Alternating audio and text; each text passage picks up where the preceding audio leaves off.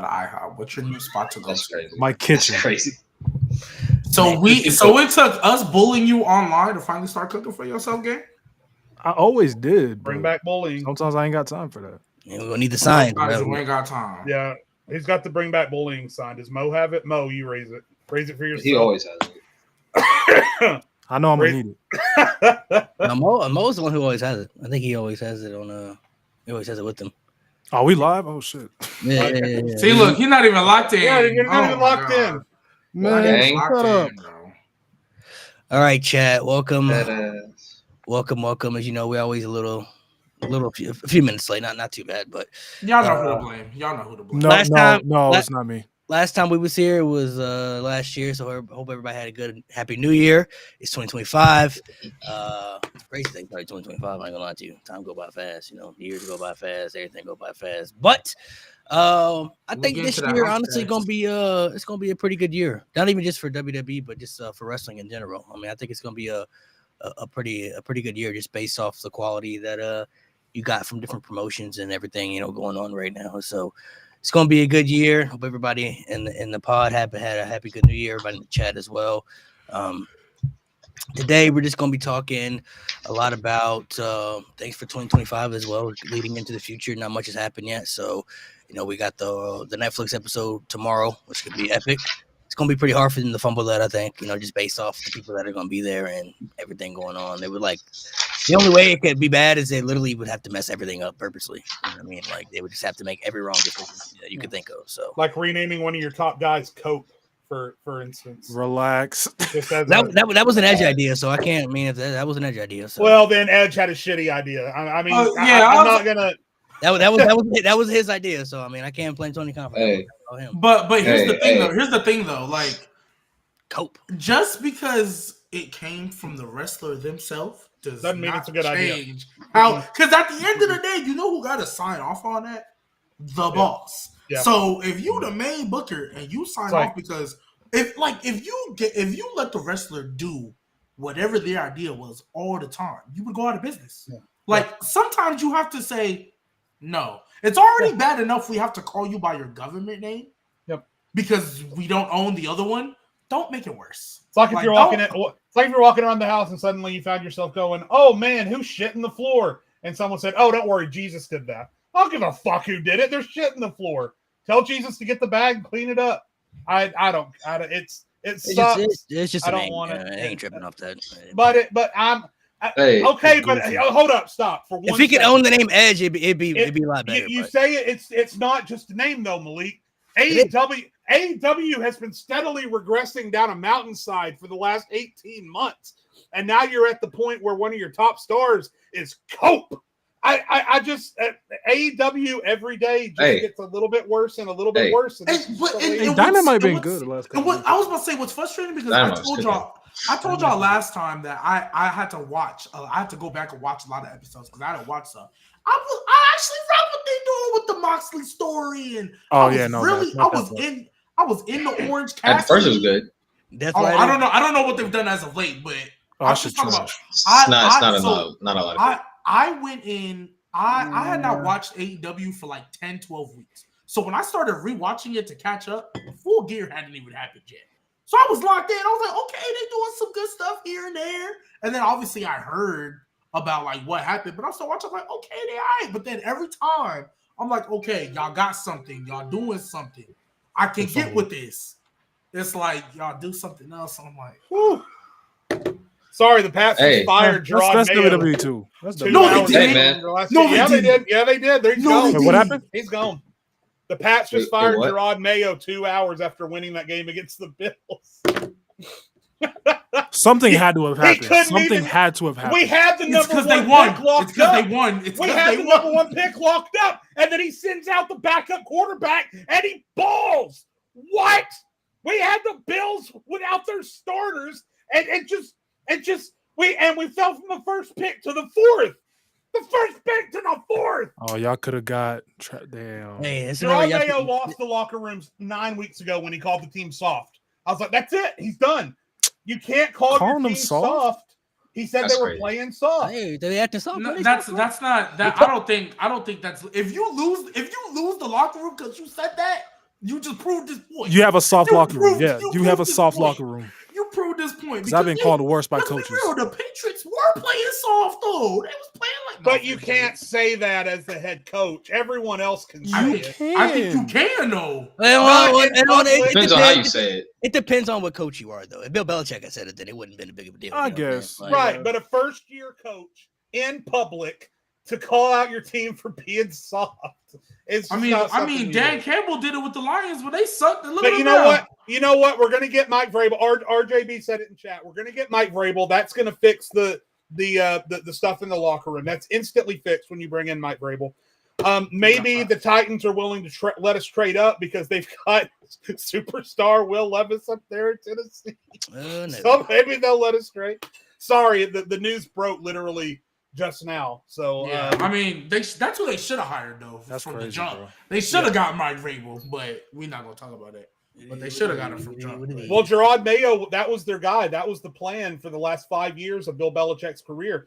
They knew it was going to be Mayo, but A, you can't have a 2-win season. B, if you are, you can't let your team win the last game of the season to fall out of the first pick of the draft. And C, you can't, as a first-year head coach, go out in a press conference and call your team soft because now you've lost the locker room. So he did everything wrong. I'm sorry. All more power to him. But the only one I'll give you is winning this game today. That one, I'm like, he probably knew he was about to get fired. And he's like, well, fuck it, I'm going to win then. That's probably because it reminds me of Lovie Smith when he knew he was about to get fired. And he was like, you know what, screw it, I'm going to go win this last game anyway. But so that one I'll give you. But other than that, calling your team soft when bluntly stated, I've seen multiple coaches, whether you're a championship team or not, I see it happen all the time. If you're playing soft, yeah, you're playing soft. Stop playing like soft. So, oh, yeah. All I got to say, bro, if you got a problem with it, man, just cope. Facts. Oh, my. It's cope, bro. That name is gonna be so beneficial for memes and everything for AEW. This based off that alone. Like anytime, so much fucking. Anytime he needs a punchline, that's all he has to say. That's all he has to say. Cope with it. Cope with it. Is that over the edge? Please, is that his catchphrase? And if he hasn't said it, but I mean, this based off. I'm sure he'll see stuff like that throughout social media. Like, I'm not gonna lie, he got a new shirt. On Dynamite. I will say when you see Ricky Starks, he gonna say cope. Hey, he's going on Dynamite. He's probably go next time. He's like, if you don't like what I have to say, well, just cope with it, and I'm gonna turn on my punch. My only issue is he's the rated R superstar coach. That just doesn't. They call him, bro. The thing weird. is, they feel like that's not rated R. He has rated R is not cope. He has everything else besides the Edge name. I mean, he just can't have that. You know what I mean? Like rated R superstar and Cope just don't go. He literally has everything about. He has the same thing. He got the theme song. He got the nicknames. He just can't have Edge, bro. Like that's why I'm like, bro, just give him the name. Just give him everything else. Just give him the name. He clearly wants it still. Please. Like honestly, just why Cope? Like you could have had another name. There's too many Adams. There's too many Adams. Adam Copeland's fine though.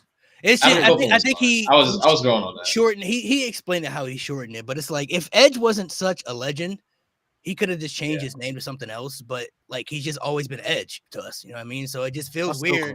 It feels weird. It honestly wouldn't matter what his name was. Like he could change his name to anything else, but he should change it to. It's like Twitter.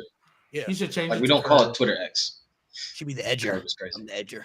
Edgy.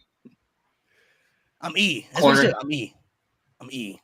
Oh, they can't do that because they call Big E, so they can't do that. Yeah, right. The rated R superstar E. The rated E superstar. Rated E for everyone. The rated E. That might be better than this match is rated E for everyone. Ew, what if he's the spear is rated E for everyone. Rated E for everyone is crazy. Rated E for everyone. Hell no. Hey, so we start. We're gonna get into everybody's expectations of the year, just based off what people are. Because there were some people that I don't think were on that episode that we talked about a couple weeks ago about predictions or things that we want to see happen. You know, things that we kind of see going. But we're already into the year. Jay, man, how you guys feeling? You guys feeling okay? Because the good year has been starting off pretty good. I don't know if you guys know, but starting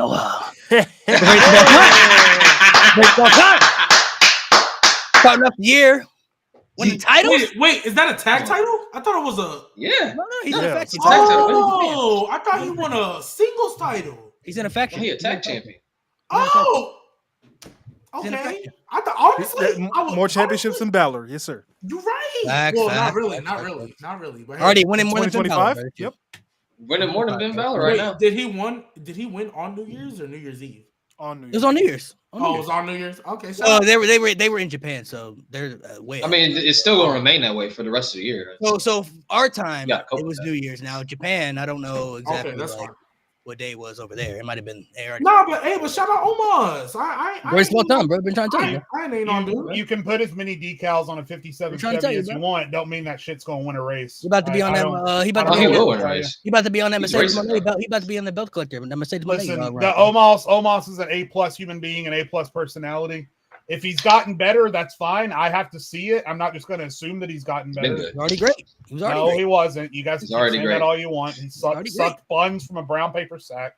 I don't know what to tell you. If he's gotten better, then great. But I need to see it before I give that guy any sort of credit in the ring. We'll see. Master Seth Rollins was fired. But for now, New Japan wants to keep polishing that turd. Go for it. New Japan see the money. It's Noah. It's Noah. It's Noah. First wrestler in WWE history to win a title outside of WWE on another company for Pro Wrestling. No, I just want to make history already too. So wait, what?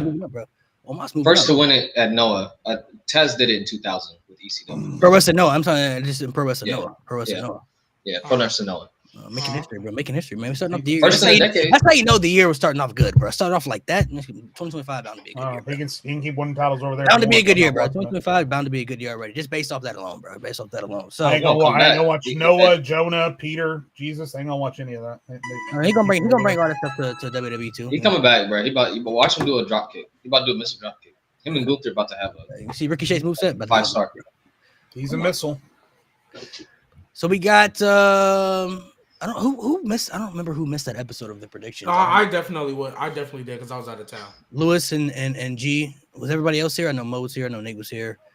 I think Jay was here too. Okay, so because there was something that was said that I said I was gonna talk about next time. I don't remember. Let me go look through the chat because it said something crazy and it wasn't even the Finn Balor clip. In the chat? Yeah, no, like on the show. I was watching live for a little bit before I left the house. So for Lewis and G, I want to let you guys talk about that because you guys weren't here for that episode. So what are some things that you want to see happen in 2025? And what are some things that you think will happen? So just your preference. It could be, it could be anything. It could be maybe less matches on PLEs, more matches. It could be, of course, more Omos is a must. But let's start off. What are some things that you want to see happen in 2025? That some things change. Some things change for the better, or some people you want to see get pushed. Whatever you prefer. Lewis, go ahead.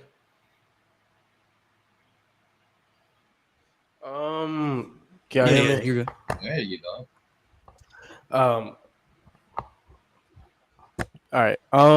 So I did a segment on the Rated M podcast. My bad. I'm hungover like crazy. You too? Dog, we did not drink that much. Like shit.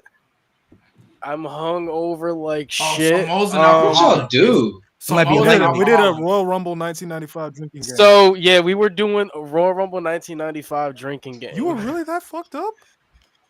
I was fucked like up. Normal, though. That's crazy. Mo, you're an alcoholic. How much did you drink? I went out. Either. I went out last. I was. You know, Mo. I was good. I don't necessarily have any expectations per se. I don't have any predictions on who I would like to get pushed. I would just prefer, like, to me, I like the product at its best when it's balanced. Like, some people like when everything is story driven heavy or match heavy or like or whatnot. Like, I just like a perfect balance. Like, I want, the women to equally get their shine. I want the tag division to equally get a shine. I want the main event scene to equally get a shine. Like, I want to get to a point where every match on a card really does matter. Because, past couple PLEs, there's been a couple matches on the card where I'm like, didn't really need to be How you there. do that with 5 matches? So I just hope for a better balance, especially for the tag team division. They really need that. But I don't really got any expectations. So that's how I feel. Well, when y'all had that episode, I found what was said that almost like punched my screen. She said that Roman Reigns should beat Gunther for the World Heavyweight title. And I get why y'all didn't react the way y'all probably should have. I understand it. Because we know what we're in. I was literally in the chat typing it when she said it. I was like, she's not a regular. I know that, which is why I understand why y'all didn't react the way y'all did. Like if one of y'all said that, we would have put belt to ass for y'all. Yeah, I was like, bro. And I'm not lying. I wouldn't have let it slide if I was there. I wouldn't have let it slide if I was there. I would have been like, no. We do not need Roman Reigns beating Gunther for that world title. We don't need Roman. But we didn't crash out. We disagree. We did not crash out. I don't remember that at all. I watched it. Y'all was like, oh. Matter of fact, Nate, you said, and I quote, I was too focused on what you said to notice what she said, because I said in the chat, because you said something. I said something crazy about Mo. And so yeah. He was talking about Mo, and I was like, bro. Yeah, matter of fact, I'm gonna send a screenshot. Actually, I do forget. What screenshot, bro? I don't remember that. But anyway, I got another screenshot. But one thing I definitely want to see. Finn Balor's not winning, so I mean, I wasn't gonna talk about Finn Balor. I really wasn't. Please don't. He needs to just sit him and know. Well, yeah. I mean, that is something I want, of course, but I wasn't gonna talk about that. What I mainly want to talk about. You guys are a self-fulfilling prophecy. You bring up Finn Balor, then he's going to talk about Finn Balor. Just shut up. Just stop talking. He's going to bring it up. He's going to bring it up anyway. He's going to find a way to. I actually wasn't. But, because you already know what it is. Y'all know what time I'm on. But I want to see, and I am willing to be patient and wait till the Raw and SmackDowns after Mania. I am willing to be patient for that. But I need y'all to go down to NXT and call like 12 of those women up to the main roster. I don't need a Nexus type invasion.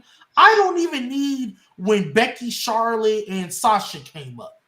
But I need y'all to, because we're gonna see it now that we got 3 hours on this show. Them women's mid-card title scenes have no depth. The main event world title scenes have no depth. He's so cooking. Bluntly stated, whoever, because again, I ain't watched NXT in like 2-3 weeks, but Fallon Henley, I'm glad she won the title. I think she deserves it. Once she drops it, fatal influence needs to move up, right? I'm not gonna lie, Kalani Jordan don't need to be down there, even though it would be nice if she won. No, she do. Yes, she does. Yes. I got one word. Ricochet, she needs to be down there. She's getting better, but if she gets caught up right now, she's that bad. She's not that bad, but if she gets caught up, she doesn't have the development. I genuinely believe she can be the IC Women's Champion. Like she can. She just needs more personality, which she's working on. She's growing. I think she needs to stay in the development. I mean that's fine, but like there's like 10 women down there that have been down there either for a minute. Or Roxanne. Like Roxanne doesn't need to be there anymore. That's done. I'm over that. I agree with that. Jada's ready. I'm not gonna lie, Jada. I know they're gonna keep her ready down there, but she don't need to be down there either. She can literally be Bianca Belair because Bianca Belair was down there, didn't win a title, but it was about she was ready to come up. She don't need to be there. They need to call up Cora Jade just so she can have a main roster run before she gets hurt again. I'd say for us to transition to that. I figured out what I want. Yeah. Do you guys remember the saga where they were having Melo go on Raw while he was the NXT champion and having little stories like that? I think what they need to start doing is putting the NXT champions in that limelight to get them ready to understand how it's like on the next stage and gives them that exposure. Like Ilya got that the Monday night after Raw, or Monday Night After Raw. I'm sorry, I'm fucked. The Raw after Mania, he beat Shinsuke. Yeah. Melo had a match with Balor on Raw. So I think it's a good way to transition your NXT champions and the next people in line that you're going to call up and put them in that limelight when they're champions. And then once they drop the belts, they're already ready to go. So I hope to see more of a system be implemented that way. So that way you're not just immediately throwing them in there. They have the reps already traveling and understanding how the main roster crowd works, and the main roster crowd already knows them. And then by the time they drop it, they can already just be slid in there instead of just being thrown in the deep end. Yeah, I agree with you. I look at that women's division and I'm like, there's so many. Now that you've introduced 2 mid-card titles, like bluntly stated, even though I don't hate it, I don't want to see Mia again versus Piper Niven again to set up a Mia again Chelsea Green. I don't want to see that again. Like, it was cool for the tournament. Okay, fine. But like, why am I watching that again? And they're doing it because there's nobody else to feud with Chelsea Green. What did we keep saying when there were rumors of whenever a mid-card title was brought up? What did we say? We said they either need more depth or they need to cut the tag titles. They did literally none of that when they started either tournament. But you know what's crazy? I'm not gonna lie. I'm more of a advocate that you need to get rid of the tag titles because I thought you put them on Bianca and Jade to save them. Yep. I guess Jade's legit injured, so that's why you're doing this Naomi thing. Fine. Naomi has had 2 world title matches as a tag team champion. And she was in the tournament, the United States Women's Tournament. So was she not? And no, she was. And here's the thing, bro. It's not a problem with it because it's WWE. I'm just going to bluntly state it. There's not a problem because WWE does it.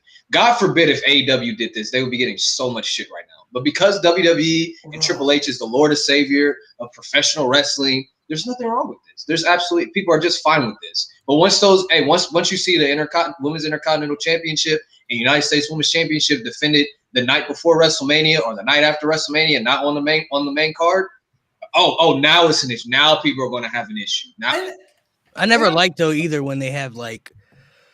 I never liked when they put champions in tournaments, fighting for other world titles. Like even back then, you go back and look at you remember Shawn Michaels versus Shelton Benjamin on Raw, like one of the best. Wasn't he the IC title? But yeah, Shelton was like IC champion though. Like, why is he in the tournament though? Like he already has a title. Like the match was phenomenal. Don't get me wrong, that was a great match. Yeah. Like I guess I'm cool with it if it's like Ambrose and Del Rio in that Survivor Series WWE. Oh yeah, tournament. both. They were IC and US champions.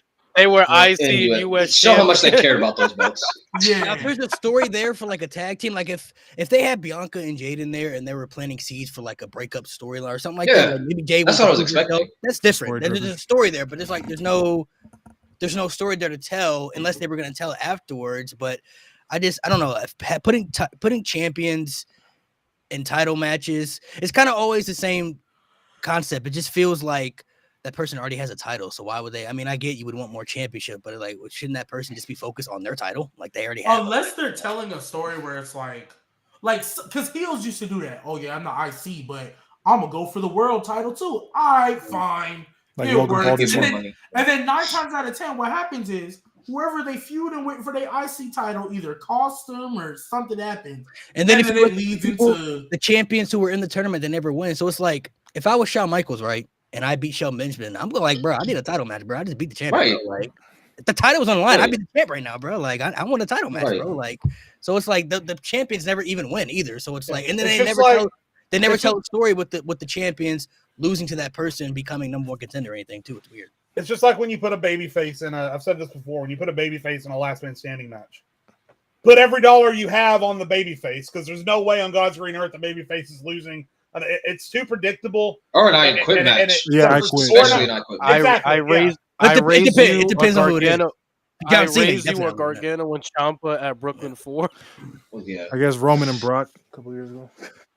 I think they're getting better at it, but for the longest time, in fairness, baby faces didn't lose I quit matches. They didn't lose. Yeah, but they would lose if they lose like last man, like you said the Roman and Brock, but it's like it took the whole bloodline. They literally had to stack everything. They had to stack stuff. And like you do like Cena Edge, it took fucking Big Show throwing Cena through a light. Yeah. Like you literally had to electrocute that man. I remember Rey Mysterio said I quit in the Chavo match, but he like had an injury though. Like his knee was like he kept smacking the table. He went after his knee. Even as recently as Edge lost an I quit match Because they were about to concerto his wife. And then they still did it anyway. So he had no choice. Now you could the only person that you could know for sure that was ever in an I Quit match was John Cena. I hate when they put that man in I Quit matches, bro. Like, we know he's not quitting. He's gonna do one more before he retires. He's gonna he was literally cuffed up, hands up. Randy Orton being the shadow. The one that did it for me, I don't know if you guys remember. I'm sure you guys do. I Quit match against the I Quit match that did it for me, because I mean, he's had good I Quit matches, like the ones with Orton and Batista and JBL. But the one that did it for me was I know which one you're about to talk about. It was the one against the Miz, bro. Yeah, by himself and got tortured. Go back and watch the match. He got tortured 90% of the match. They dropped steel steps on this man. They whipped this man. And they lacerated him, bro. He played the recorder of him saying "I quit." They tried to make Royal Rumble. Yeah. Mankind and Rock too. Yeah, like 90 Rumble. Yeah, but that was 98. Didn't quit. But like this one, John Cena got tortured 90% of the match, bro. He got beat. He got whipped by belts, kendo sticks. They handcuffed him and threw steps on him. They threw the little crane for the camera at his wrist. What's this man, bro? Super Cena for real, dog. And it was he took off his belt. It was two people. That's the famous meme of him taking off the belt and everything. Yeah. All it took to win was whipping this man with the belt. That's that point for me. I was like, bro, don't ever put him in an I Quit match again. But the shit with Rusev too. That was the I I Quit match. The Russian damn well. Yeah, I remember that. But that made Rusev go. Yeah, Rusev was cooked after that. That's when I knew he was kind of cooked for real, because like he lost the title at Mania, then they had the Russian chain match or something. But then I didn't mind him losing at Mania because I thought he was going to move up. But when they put him in that, when he announced it was an I Quit, I was like, oh, you cooked. It's over. Yeah. I didn't mind him losing at Mania because like there was nobody else at the time believable to beat Rusev. He beat everybody, so I was like, okay, cool. And Rusev got the win. He got the win over Cena too, so it kind of made. It kind of made it look good. But yeah, Cena and I Quit match. Cody's gonna be in the same boat too. Put Cody Rhodes on I Quit match, and he's not losing, bro. At the stage, bro. He almost killed AJ Styles though. Yeah, he took. He's that new baby face though. So like, if they put him in that match, he's like, there's just they're gonna get Cody and Cena I Quit match. They do everything to the extreme where it's like never ending. When you put those people in I Quit matches, they have to get. That's when Cody turns heel. They have to get beat up so much. It's like there's nothing you're gonna do to make them quit, bro. It's like trying to make Superman, like give up. You know what I'm saying? It's like, bro, it's not happening. Like that's when that I Quit match got really stretched out for Cena for me, bro. So literally put belt to ass. That's great.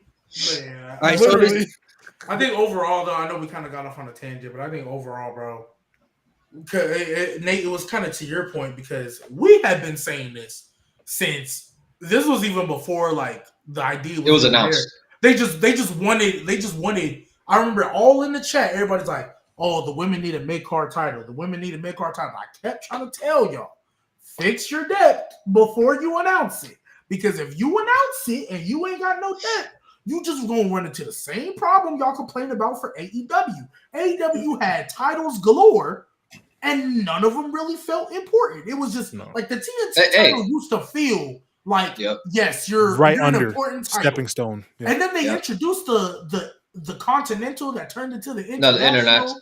International. No, it was International. It was like All Atlantic, then the International, then the American, then the International. I forgot about that. And then what happened to the Continental Crown? What was that? That's Okada. The one Okada got. I know. So what that was. Let me ask y'all this: What titles do you not see getting a match at WrestleMania? Because there's no way they're gonna do all those titles. Both the women mid-card titles. Both the women mid-card titles for sure. I think it's gonna be the tag. I think it's gonna be the tag titles, because I think they're gonna keep.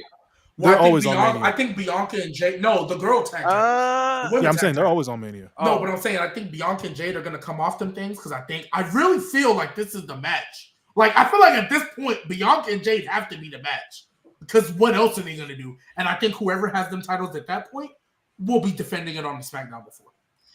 So you think the mid-card titles will have a match? Well, okay. Do you think Raquel and Liv are going to be tag champs? I think they're going to be tag champs by Mania. I think they're going to be on the card. Low key. I think that's how you get Well, if they both win it, then yeah, that's on Mania. There's a story there. They lost it. They never lost them, right? They never lost them. Yeah, they never lost them. Yeah, they never lost them. So there's a story there that you can pull off. Liv Morgan double champ. Can we just take the belt off? No, take the belt off Liv. Oh God, please. Lose, and then because if they want to move the tag titles to another team that I guess you could say kind of feel important. I mean, the only team I'm looking at is Liv and Raquel. Like, who else they gonna put them on? You know what I mean? Like, I fired out Dawn again. Yeah, that's cool. Like, they ain't gonna be on WrestleMania. I don't think. And they need to break them up. They need to break them up and let Alba do her thing. I'll tell you another one I'm iffy on. I'm iffy on if the United States title is going to be at WrestleMania now. Oh, Shinsuke? If they get it back on LA night. I think we all love what Shinsuke is doing, and we all love the change and the aura. But let's face it, he's coming out to cricket still. Doesn't matter what he's doing, there's still crickets going. Question? Aura? I see that. I can see that being the multi-man match, though. I can see that. I'm good with that. that. Let's also keep it a buck. Let's also keep it a buck too. Like, the main draws for WrestleMania 41 is going to be the non-title matches. Aside from Cody, because Cody's always going to be money, and it all depends what plans they have for Gunther. The main draws are going to be. What I tell you, there's 11 titles. What I say, there's 11 titles. Whatever Roman's doing, whatever Punk's doing, Seth, Drew. 13. The only one. 11 titles, 13 matches. The only one that would be the major draw. Oh, yeah, Tiffany and Charlotte. I think that's a draw. That's a big match right there. I can That's a get big that. match. That's probably the world title match. Tiffany's on Mania. Tiffany's on Mania. Before you can make draws for the 4 world title matches. But the thing, this Mania is so big because like Tiffany and Charlotte is a huge draw, but compared to their counterparts, it's still But that's not undermining the women. That just shows how big this Mania is. If we just look at the hypothetical card, right? And obviously there's different things we can go. Roman, whatever he's doing, right? We assume that's going to be The Rock. Well, some of us do, some of us don't. But Roman, whatever he's doing, let's just put Roman and The Rock together. Cody, whatever he's doing, right? Gunther, whatever he's doing. Cena, whatever he's doing. Yeah. And we're getting the blow-off feud of Rollins. So that's 5 right there. Yeah. Don't forget Drew. Honestly, we might get Drew and Kevin as a team. We might. I think I'm looking forward to the possibility of Drew, Kevin, and Seth all being in a faction together. Man, they don't need a corny name. They don't need a name. They just need to be, because I've never seen Bird Girl. And I've been watching wrestling a long time. Bird Girl's crazy. Don't disrespect. I've never seen 3 bad guys, 3 heels at the same time that are more justified at what they're doing than Owens, McIntyre, and Rollins. Because Rollins is my spirit. For the longest time, Drew McIntyre was my spirit animal. As of right now, Seth Rollins is my spirit animal. There's nothing he's saying about CM Punk that is false. Everything he's saying is true. Everything CM Punk is saying true too. No, I know, but I'm saying that's the justified part. Is that Rollins has said, "Hey, this crowd has been behind me for the past 2 years. And now I'm saying nothing false, and yet now you guys are chanting for CM Punk every motherfucking week." Seth Rollins is justified in feeling how he feels. So is Kevin, because Cody took the biggest knife that he could get and stabbed him right in the front. So is Drew, because Drew told everybody what CM Punk was, and they all supported him anyway. So I've never seen 3 bad guys have more solid reasoning for what they did exist at one time. And I just think it makes too much, especially when Owens walked by Jay last week and said, "Watch your back," right? Like, I think it's all getting set up for those 3 to be working together. Which, Jay, to what you just said, I think we can go ahead, because I know there was a little debates about it. I think we can just go ahead and get it now. The Bloodline story is the greatest story ever. Over the McMahons and Stone Cold, what they was feuding, over the Undertaker story. And the reason why, Mo, you saying, literally every story that is going on right now of importance is because of what the Bloodline has done. It's a brand. It's like the snap. It's literally like the snap. It's the snap. Everything that is going on now is because of the Bloodline. Sammy and them are reunited because of that. Drew McIntyre, his whole character arc right now is because of that. The Seth Rollins CM Punk feud, even though we know there was history before that, ignited once again because of the Bloodline War Games match. And then let's keep it a buck, bro. Let's keep it a buck. All these little things that are spinning, the next War Games we're gonna get, it might not involve the Bloodline, but it'll be because of the Bloodline. It'll be because of the Bloodline. We're going to get a variation of Drew, Punk, Seth. Oh, no, not Drew Punk. Drew, Seth, KO, and I think a heel New Day would be great. But a heel New Day versus the Usos. It's going to be the Usos. I told Joshua the other night. Joshua's 8 years old, right? I told him the other night watching wrestling. I think we might be still feeling shockwaves from the Bloodline storyline by the time he graduates high school. Like, no shit. Between everyone that is currently in the Bloodline, or, you know, everyone who's a member of that family that is not yet involved in the story, that could be involved in the story going forward. People right now that are going to be the face of the company for the next 10 years, probably, that are already there and moving forward. And then not to mention the impact that Roman Reigns is going to continue to have on the company even once he's retired. That's the thing, is that, we're still talking about things like the Austin McMahon story, and we're still talking about things like Undertaker Shawn. But once those, I think what G is saying is that once those stories were over, they were over. You draw a line and then you move on with everything else. Whereas if you want to put a number to it, 75% of the WrestleMania card at some point had an interaction with the Bloodline, which is completely bonkers and asinine to me. And it's almost like the Bloodline logo or the icon is the tree that branches out, right? So it's ironic because that represents the Bloodline story itself. Is that its core? You've got Roman Reigns coming back and claiming the Ulafala, and then branching out from that, you've got endless stories that have now sprouted. You got Sammy has his own branch here, and Sammy's got everything coming off. You got Owens here, and everything's coming off of that. It's wild. So, I've said it a couple of times, and I mean it every time I say it. The Bloodline story is the greatest story that has been told in modern professional wrestling, and I don't think there's any doubt about that. Yeah, I'm mad at it. And I said, bro, it's Triple H's Bullet Club. That's what I've been saying. He's always wanted it. He's finally got it. He's got a faction you can keep around for a decade. With Bullet Club still here, right? They still around, right? Yeah, they're still here. Over 10 Bloodline. years, they're still here. So 10 years from now, like, the Bloodline's still probably going to be a thing in some variation, because I mean, there's like fucking hundreds of some. Yeah, there's like hundreds of Samoans. So like, and then they got kids, they got cousins. Yeah, and also too, like, we talk about what this Mania. What if Solo actually wins Tribal Combat? He probably will. That's a new chapter. And let's keep it a buck. Let's keep it 1,000. If Solo wins Tribal Combat, that man is the next world champion. He's the next world champion. You think he's Kane? He's supposed to be Kane? Please God, no. Please God, no. Please God. Wait, he's the next big bad. Kane, the next big bad in the universe. You said Kane. Sorry. Yeah, he has to. Not Kane. Yeah, that's why I was like, Kane. What are you talking about? That's gotta be Kane. I was so confused. I was like, what are you talking about?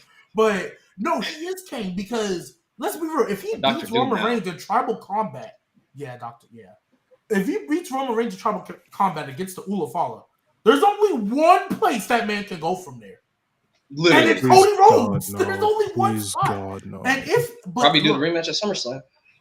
Bro, real talk. He bores me. Real talk. We talk about SummerSlam. If he beats him in January 6th, Tribal Combat, and they have to acknowledge him, Roman Reigns got to acknowledge Solo, bro, he's going to beat Cody Rhodes for the world title at Mania.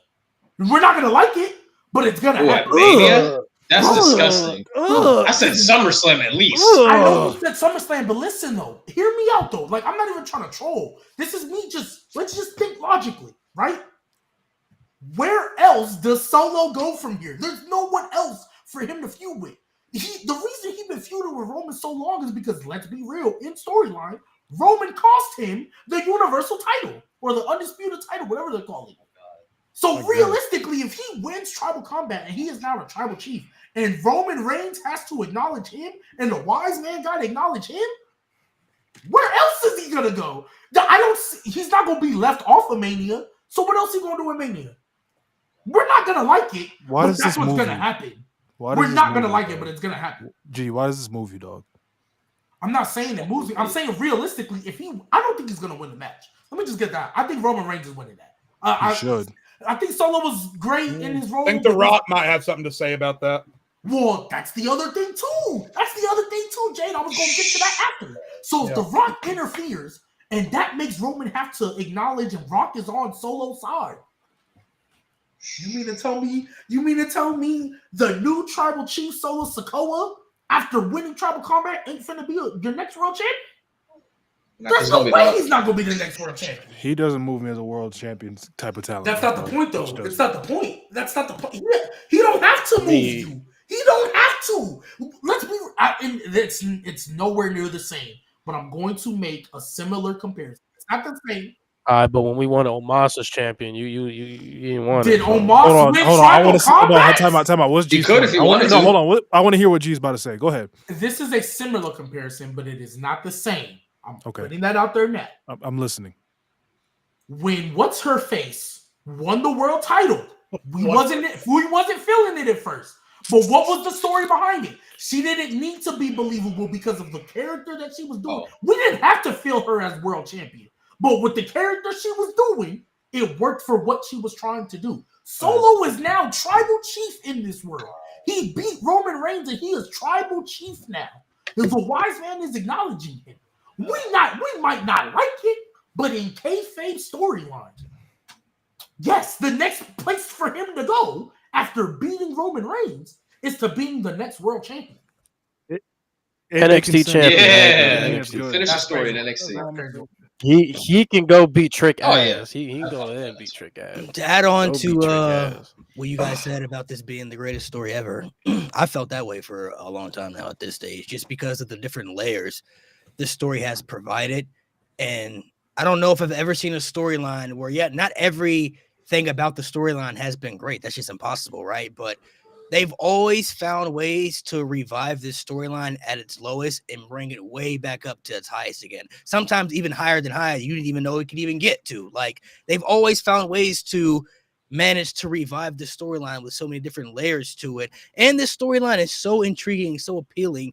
It's the little things that matter within the storyline that got people speculating and talking about, does this mean something, putting this together? Bro, Paul Heyman came out on SmackDown last week and just put up the 3. And now people are putting the meme of him with the 3 and then The Rock with the 3 at Bad Blood. Like, oh, does that mean something? Like, they're always trying to put something together, like, if it means something, even if it may not mean something long term, because the little things within this storyline matter. You've heard it in promos, you've heard it in backstage segments and matches. You've just seen it, happen throughout its time. So the storyline has that's what makes it the greatest to me, is because they've always found ways to revive the story, even when it got dried out and stale, when people were like, oh, this is boring, like they're dragging it out too long. Every time, bro, they've always found ways to make it good again, bro. I don't know how they've done it. They've always found ways to intrigue it, and it just takes one thing for them to do it. It takes one segment, one match, one promo, one something for them to be able to revive it again, to lift it back up, to make the storyline good. The storyline right now is okay, but by the time we get to WrestleMania, that shit gonna be crazy. It's gonna be even probably more crazier than we've seen already, and that's even crazy to say, but they always found ways to make it good, bro. They always found ways to do it. I think we always know there's like a dry point with the storyline throughout the years, throughout like the time frame. Like, okay, during this month, this time, okay, the storyline gonna be a little dry, but they'll always find ways to pick it back up again. So that's why I'll never get tired of the Bloodline storyline as long as they keep providing stuff like this. Because yes, I know the storyline is not gonna have its great moments, but I know when the storyline is going to pick back up again, that shit going to start cooking. So that's what I'm looking forward to. I don't think everything is going to be, sensational. That's just impossible. But when they start picking it back up, the momentum starts to get really, really big for it. I mean, Sami Zayn was literally like I don't want to say an accident, but when Vince was in charge, it was reported like he didn't want Sami Zayn and Roman Reigns on the same screen at the same time at all. Triple H takes over. We'll just see what happens. He literally was like, oh, we'll see what happens. And look what that turned into. Yeah. So many different layers to it, bro. There's just so many. And it's just, what makes it good is just the unknown. Like, we legit don't know any direction that they're possibly going to go into for WrestleMania. There's different avenues they could go to. Roman and Punk, that's been talked about. Roman and Seth, Roman and Rock, Roman and Cody again, Rock versus whoever too. Like there's just so many different, like you said, there's so many different layers. It's like a big tree, you know, like there's so many different branches to this where it's like they have so many directions they could go to. And I don't think there's too many bad directions they could really go in, honestly, for WrestleMania. There may be certain preferences that you would prefer, certain options that you think would be better, but they have a lot of options on the table that they really could go to, which makes it honestly a very good thing, if you ask me, because there's just so many avenues of this story that could happen. So, no, I will say that is my favorite thing about this Triple H WWE, like the fact that you never really know. There's so many different lanes you can go to. That's the thing I love, because even like just thinking back to like, for example, 2017 to 2018. We all knew a year ahead, Brock Roman was the main event of 34, and nobody wanted it. But it was inevitable. Like, and I mean, shoot, I thought there was no way in the world we weren't going to get Rock Roman at this Mania. And now we talking about it might not happen at all. Might be Roman Punk. Yeah, like, you know what I mean? So I'm definitely with you on that. I mean, shoot. We thought it was a shoe-in. Okay, Rock Roman, WrestleMania LA, Hollywood. They didn't get it. And then we sitting here, ain't no way Cody Rhodes has been about to win the Rumble twice. Does it? Then they take it away from him and then they give it back. That was so stupid. Like, you just never know with these guys. Yeah, you never know what direction it's going to go into. It just has so many different... I had too much shit was done. It just has so many different... It has so many different avenues of what really could happen. It's just... Because I've heard rumors that they could be doing Cena versus Cody. I think it was Gunther and Seth and Roman and Punk, which that's all interesting right there. Like, oh, that's a different direction. I do rock with that. That I didn't see happening, but that's interesting if they were to go in that direction. I mean, that's an interesting concept. I don't know if I personally would prefer it, but I wouldn't hate it. You know what I mean? Like, I would be okay with it. It wouldn't be bad, but I definitely would be like, Yeah, I would rather see more options. I think there are other options they have better, but it depends on what options are on the table. You know what I mean? Like, on paper, that sounds beautiful. I ain't gonna lie. No, I mean, Cena Cody would be a great story match. I think. Yes. Gunther and Seth's low-key a dream match. Roman and Punk, the story's right there. Bro, Gunther and Seth don't happen. No, we'll never get that shit. Well, Gunther about to go to SmackDown, so that's why I need to see where this Punk. Hey. I need to see where this Punk Seth Rollins feud is finna continue, because Gunther going to SmackDown. Like, he not going to be on the same brand with Cody and them. He about to go to SmackDown. He go to SmackDown. I guess it would just depend. It really just depends on what happens tomorrow on Netflix as far as the big matches and then who wins the Royal Rumble. I mean, those are the two unknown, because we ain't even talked about that. Like, who do we think is actually? You know what I mean? Like, I don't even know who's winning the Rumble. Like, I genuinely don't. Just give it to Cena, bro. Just give it to Cena. Oh, give it to Cena, so Gunther can beat that ass. Bro, listen. We're at a point where there's options for the Rumble, but there's nobody that's like waiting to break the door. My money is still on CM Punk. This is a throwaway Rumble. Just give it to Cena and just get the show. My money's Gunther on can beat Punk. that ass. Ever since last year, my money's been on Punk. I think no matter what, Punk's getting that Royal Rumble win. I have like, if it's going to be anybody else, it's probably going to be Cena. Y'all said Cena and you said Punk. I still think it's gonna be Roman, bro. That's still my pick. Please, Roman, listen, I've already because I know the vision Malik is seeing, and I don't want to see it anymore. It's gonna be Roman. Yeah, I see that. Well, if he doesn't win Tribal Combat, then that's kind of out of it. But if he wins, yeah. I've already said, Malik said that on the pod before, and I've already said Roman is always a threat to win the Rumble. Not to mention, at this point he hasn't won a Rumble in 10 years. So I feel like there's enough degrees of separation there. It's so weird that he's only won one Rumble. Well, and that's he was because final, final final two, two for like 5 years straight. I mean, he was also. It's so weird that he's only won one Rumble for like 4 of them years, like in a row. No. This was before. He was runner-up. Like he was 16 finals years MVP ago. for like 16, 6 years in a row. They always did that on purpose too because they knew the fans didn't want. And 3 times. Like he got eliminated by He was runner-up Drew, 3 got times. eliminated Shinsuke, by And Randy by Orton. Shinsuke. Oh, 4 times actually. Got eliminated by Randy Triple Orton. H. He was runner-up 4 times. He wasn't the Triple runner-up on Triple H. H one. No, He was he was eliminated by final Triple 3. H, That was though. final 3. Yeah.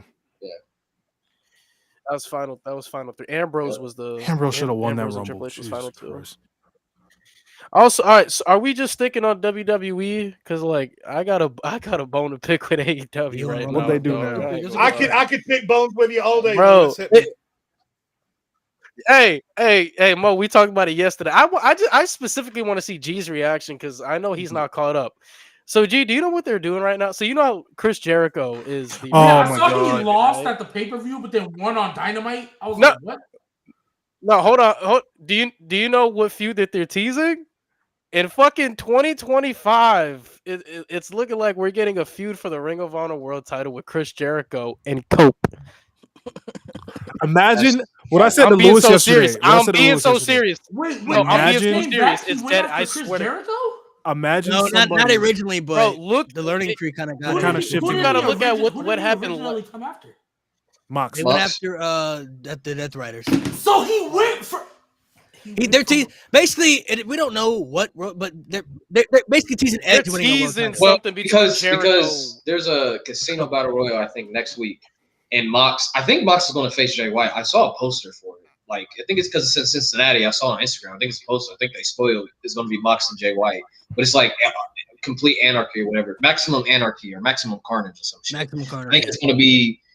I think it's going to be Mox and White, and then they're going to go to Mox and Cope for the like pay-per-view because it's not a pay-per-view, it's like a special. So they're probably going to do Cope versus Jericho because Ring of Honor needs a new TV deal, and that's why Jericho is the champion right now. So they're like, oh, we got Cope, Edge, so let's just put these two big names together and hopefully we'll get a TV deal. But I'm like, that's not what is going to fix Ring of Honor. You can have a TV deal, but your TV's still shit. Like What Ring I of said to Honor Lewis TV about is that- still shit. What I said to Lewis about that, imagine telling somebody in 06, 07 that in 2025, Edge would be competing for the Ring of Honor world. Ring of Honor against Chris Jericho. That shit is, and it won't even really be in like pure Ring of Honor.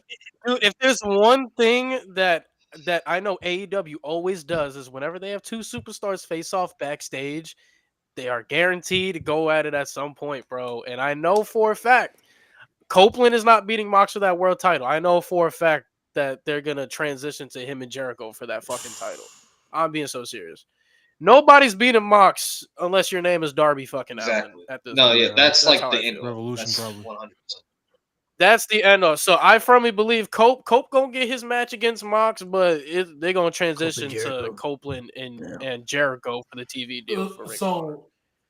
In 2025, we pretty much know, right, that when Darby Allin pins Jon Moxley, he's losing right away to Christian Cage, right? That would be beautiful. As a Christian fan myself, you know what I'm saying? He still has the contract. Yeah. My favorite wrestler of all time, baby. Yeah, so that's exactly. Well, here's the thing. I see. Here's where I see Christian going. They are going to replicate what Bobby did in the Thunderdome with Miz. Like they're gonna have fucking Christian go to Bobby and say, "Beat his fucking ass, and I'll give you a guaranteed world title shot after I cash in on Darby." That's gonna happen, and then I assume they're gonna make Darby go after Christian. You know what I'm saying? You know, to get his rematch clause. Oh yeah, they end that there. Bobby. And then Bobby's gonna be like, "All right, give me my shit." Like, I did. They're gonna have the Hurt Syndicate versus Cage family. Like I promise you, by Double or Nothing, or at least on Double or Nothing, Bobby Lashley is gonna be AEW World Champion. I mean, I hope, I believe it, but I hope. Gonna be some hot potato. And the only reason why I say I hope is because I'm not gonna act like they ain't take forever to pull triggers before. So shit, that's both companies. I don't know, man. Lashley, man, I don't the way how they're they booking them. I don't. I think they're fine. I mean, like I said, I hope.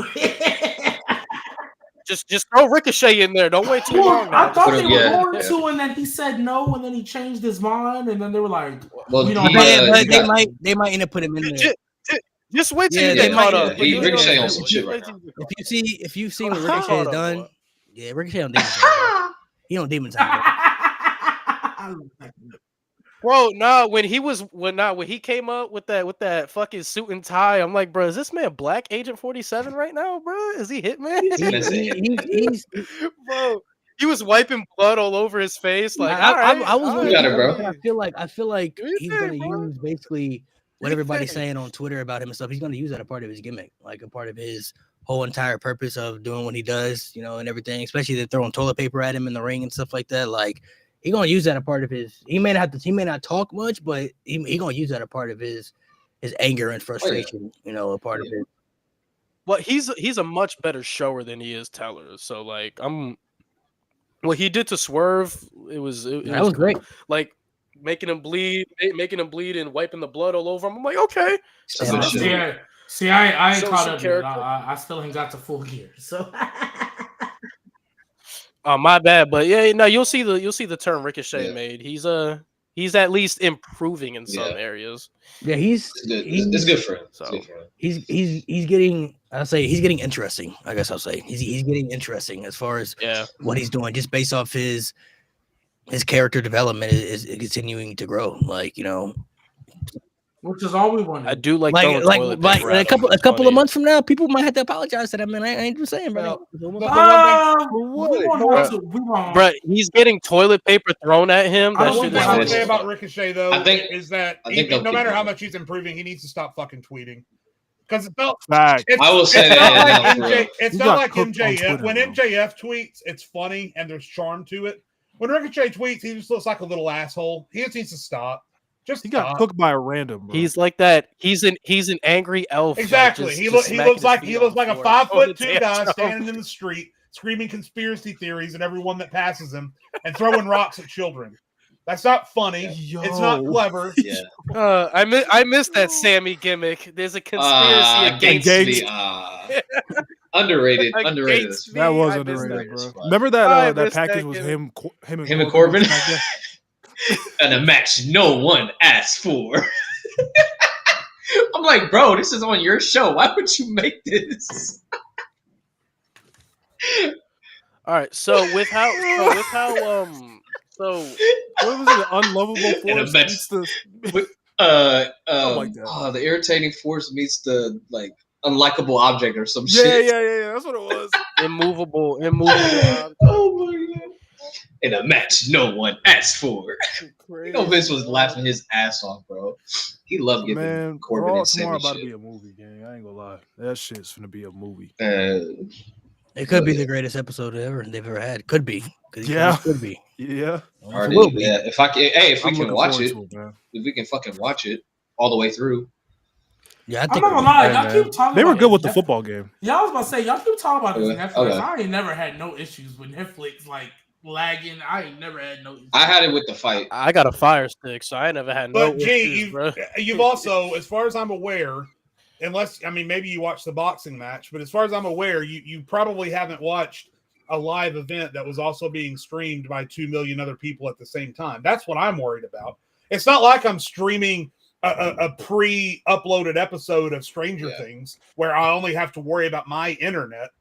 It's the issue of when they did that boxing match, and again, I've said that was way more people than what's going to be watching Raw, granted, but still, there's evidence that Netflix may struggle to handle, and especially that first episode. There's going to be twice as many people watching that first episode as there are any other week to week. Yeah. So I think there is evidence there to at least be concerned that you're going to pop that up and you're going to hear Michael Cole go, "Welcome to my." Crazy. And then it's going to be. So I'm just saying. I'm hopeful, but I'm not optimistic. The only thing I'm really worried about is I don't want to see another grown man's ass. Mike Tyson. His fucking chat. I don't need to see that shit. Bro, that's that's real attitude era type of stuff. You don't want to see that. Stop it. You don't want to see that. G unused to the bread. Listen, what you mean? Are you advocating for seeing another man's ass? No, wow. That's attitude era stuff, man. That's what everybody. That's what it sound like to me, bro. Everybody wants the attitude era back. Diddy going crazy. People in chat saying that the NFL games on Christmas Day were okay. I didn't watch the NFL games because those matchups were ass. Those games were terrible, but the stream. Oh God, Jade. Oh God, the games were terrible. Hey, I'm not gonna lie. Anybody who watched NFL on Christmas Day, I'm like, you not real ball nowhere because everybody knows that's NBA's day. I was watching basketball all day on Christmas. I was on both. My parlays hit. Word. Me too. My parlays hit. They hit. Shout out, you know what I'm saying? Shout out you know what I'm bro. saying? I got a whole list of motherfucking people I bet on. I got a list of people I don't. But I gotta I want to ask though. I want to ask. No. Is there? Damn. You know what, bitch? I'm getting so fucking tired of you. I hate you. Fuck What's you. the question? Oh my God. So it's a simple question, but it has to be asked. So after WrestleMania, right? After WrestleMania, do you guys feel like everything should be done after WrestleMania? Like every feud going on should be done, and we should move into a clean slate. And the or do you think like there's a lot of stories that are just going to continue? I think most of them should be done. Well, it depends. Most of them should be done. I think Bloodline still continues personally. Just like the chapter. The Seth Punk feud can continue afterwards too. I could see that. Liv Morgan shit. If it's starting right now, Mania for me is like it just started. They just started. Like this. No, but they're starting now. They keep going after Mania. They're probably going to end at SummerSlam. But here's my thing. That's cool. I think when it comes to Seth, doesn't have to continue after Mania. Like they can separate and stuff. But my thing is Seth and Punk. Because I feel like, yes, we're used to seeing Triple H extend storylines, but I also feel like he's extended storylines because he's had to. For example, Rhea was hurt for a couple of months, so they had to extend that. Honestly, if I'm keeping it a buck, Punk and Rollins started because Bronson Reed got hurt. That wasn't supposed to start right then and there. Yeah. Right? Like, that was supposed to extend a little long. I truly believe you were right. Malik, we were supposed to get a Punk versus Gunther world title match, but they were like, Bronson Reed got hurt. We'll just start this now because we need something for Netflix. I truly believe. I also feel like they could have slid in Punk and Gunther and have Seth. Yes, but I think they were like, we want something for Netflix, so let's just go ahead and start it now. Yeah, whereas before, if Bronson Reed and Seth were still feuding, I think Gunther Rollins possibly could have been the Netflix match, right? Can we please just get the match? I've been begging for it. But I just feel like when I look at it, there's certain feuds that, like, yes, Seth and Punk, I feel like that should be done. Roman versus Solo's bloodline, if it gets there, should be done. Right? I think I still want Roman the Rock to go ahead and knock it out, but I don't know. It's not looking like it's Mo been right, so like, please knock that out. Everything that has to do with a woman's feud needs to be done. I do not want another Liv Morgan, right? Liv and Rhea needs to end after Monday. Tiffany and Nia most likely are probably going to be done right before because I believe Charlotte's the match. You think they have a match at the Chamber? I think Charlotte's the match. So I think that's gonna. But like, that's what I'm saying. I need every woman feud to be done, so you can call up 8 of them and everybody get a fresh feud. You get a feud. Start scratch. You get a feud. Everybody gets a new feud. Scrap them all. Oprah. Scrap them all. Oprah. Give me Oprah Winfrey. Yeah. And break up Austin Theory and Grayson Waller. Just do it already. Please. Fuck yes, please. Oh my god. Like just draft them to different brands. It doesn't even please, God. Just separate them already, bro. Also, I will say this too: if Austin Theory has a babyface run and it fails, he's released. Just let him go. You gotta go. He's released. You gotta do the I I don't think his babyface run is going to be like good. we understand the heel work wasn't bad. The heel work wasn't bad, but we understand bad book can ruin that. And unfortunately, there's some people that's cooked and you can't revive them. So if this babyface shit don't work out for now, you, gang, the only reason I'm going to give his babyface run a little bit more of a chance is because I just saw an interview where Grayson Waller basically said, like, not gonna lie, Austin Theory is more like John Cena than he cared to admit. Like, he loved doing the whole see the kids, make a wish. Yeah, so signing like autographs and shit. With that being said, hell too. And so with that being said, I'm like, okay, I can give your babyface run a chance. I don't really want to see the white meat babyface, but I can give it a chance. But yeah, I'm not gonna lie, if he don't get that, wrap it up, bro. Okay, so if you had the book, right? So if you had the book, what time frame? Yesterday. What's the question I'm trying to ask? No. I mean, that's not what I'm talking about. So where would you be like, all right, this is where you should start clicking, and if you're not clicking at this time, then it's time to have some when is the time frame the babyface run starts? Are we talking like Raw after Mania?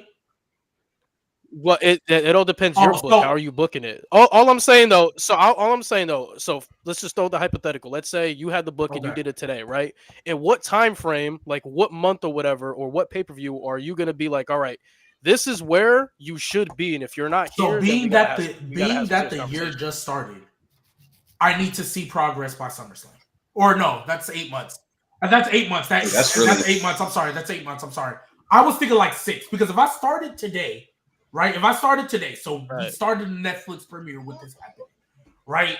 You're probably not going to be where I want you to be big enough for a Mania match. You're probably not going to be there. Just because I have too many stories to tell, right? But by the time I start getting to, let's say, Money in the Bank, the foreign shows, a little bit closer. What's the June pay-per-view?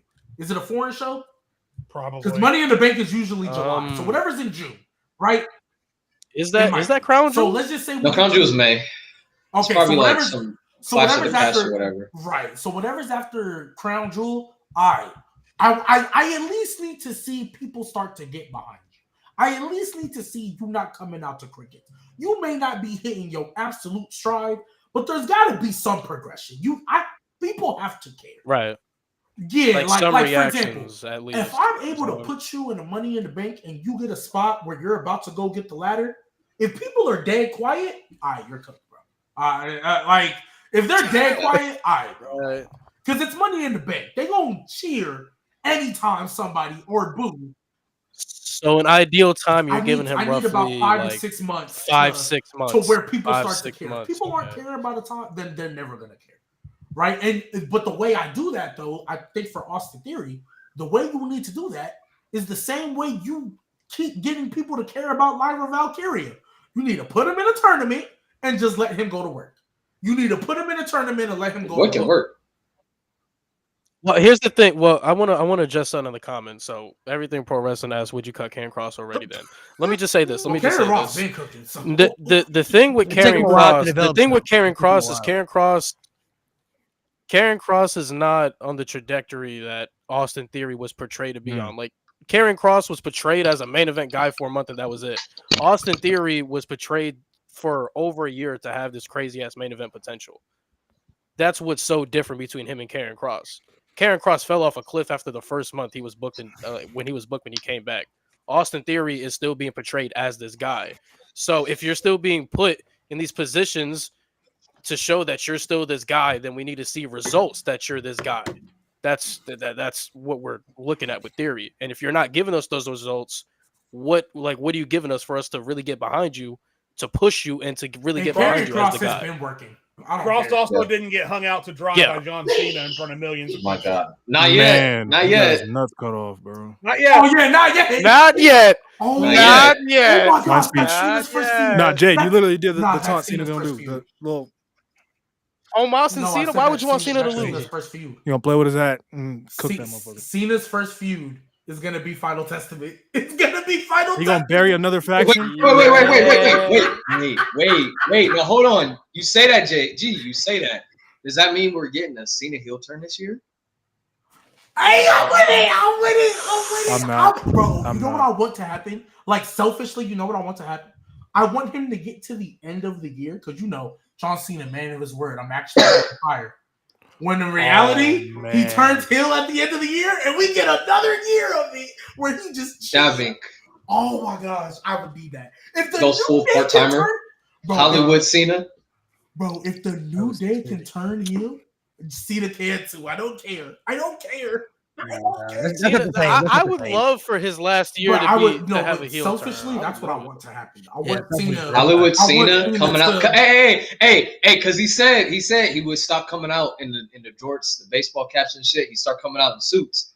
What if he turned Hollywood and he dropped that shit? He dropped the and he came out in suits. Every week. All I'm saying that'd be crazy. Is if John Cena comes out on Netflix on his first promo for his return year and says, "Fuck all of you," I'm gonna pop out of my seat. Oh my god!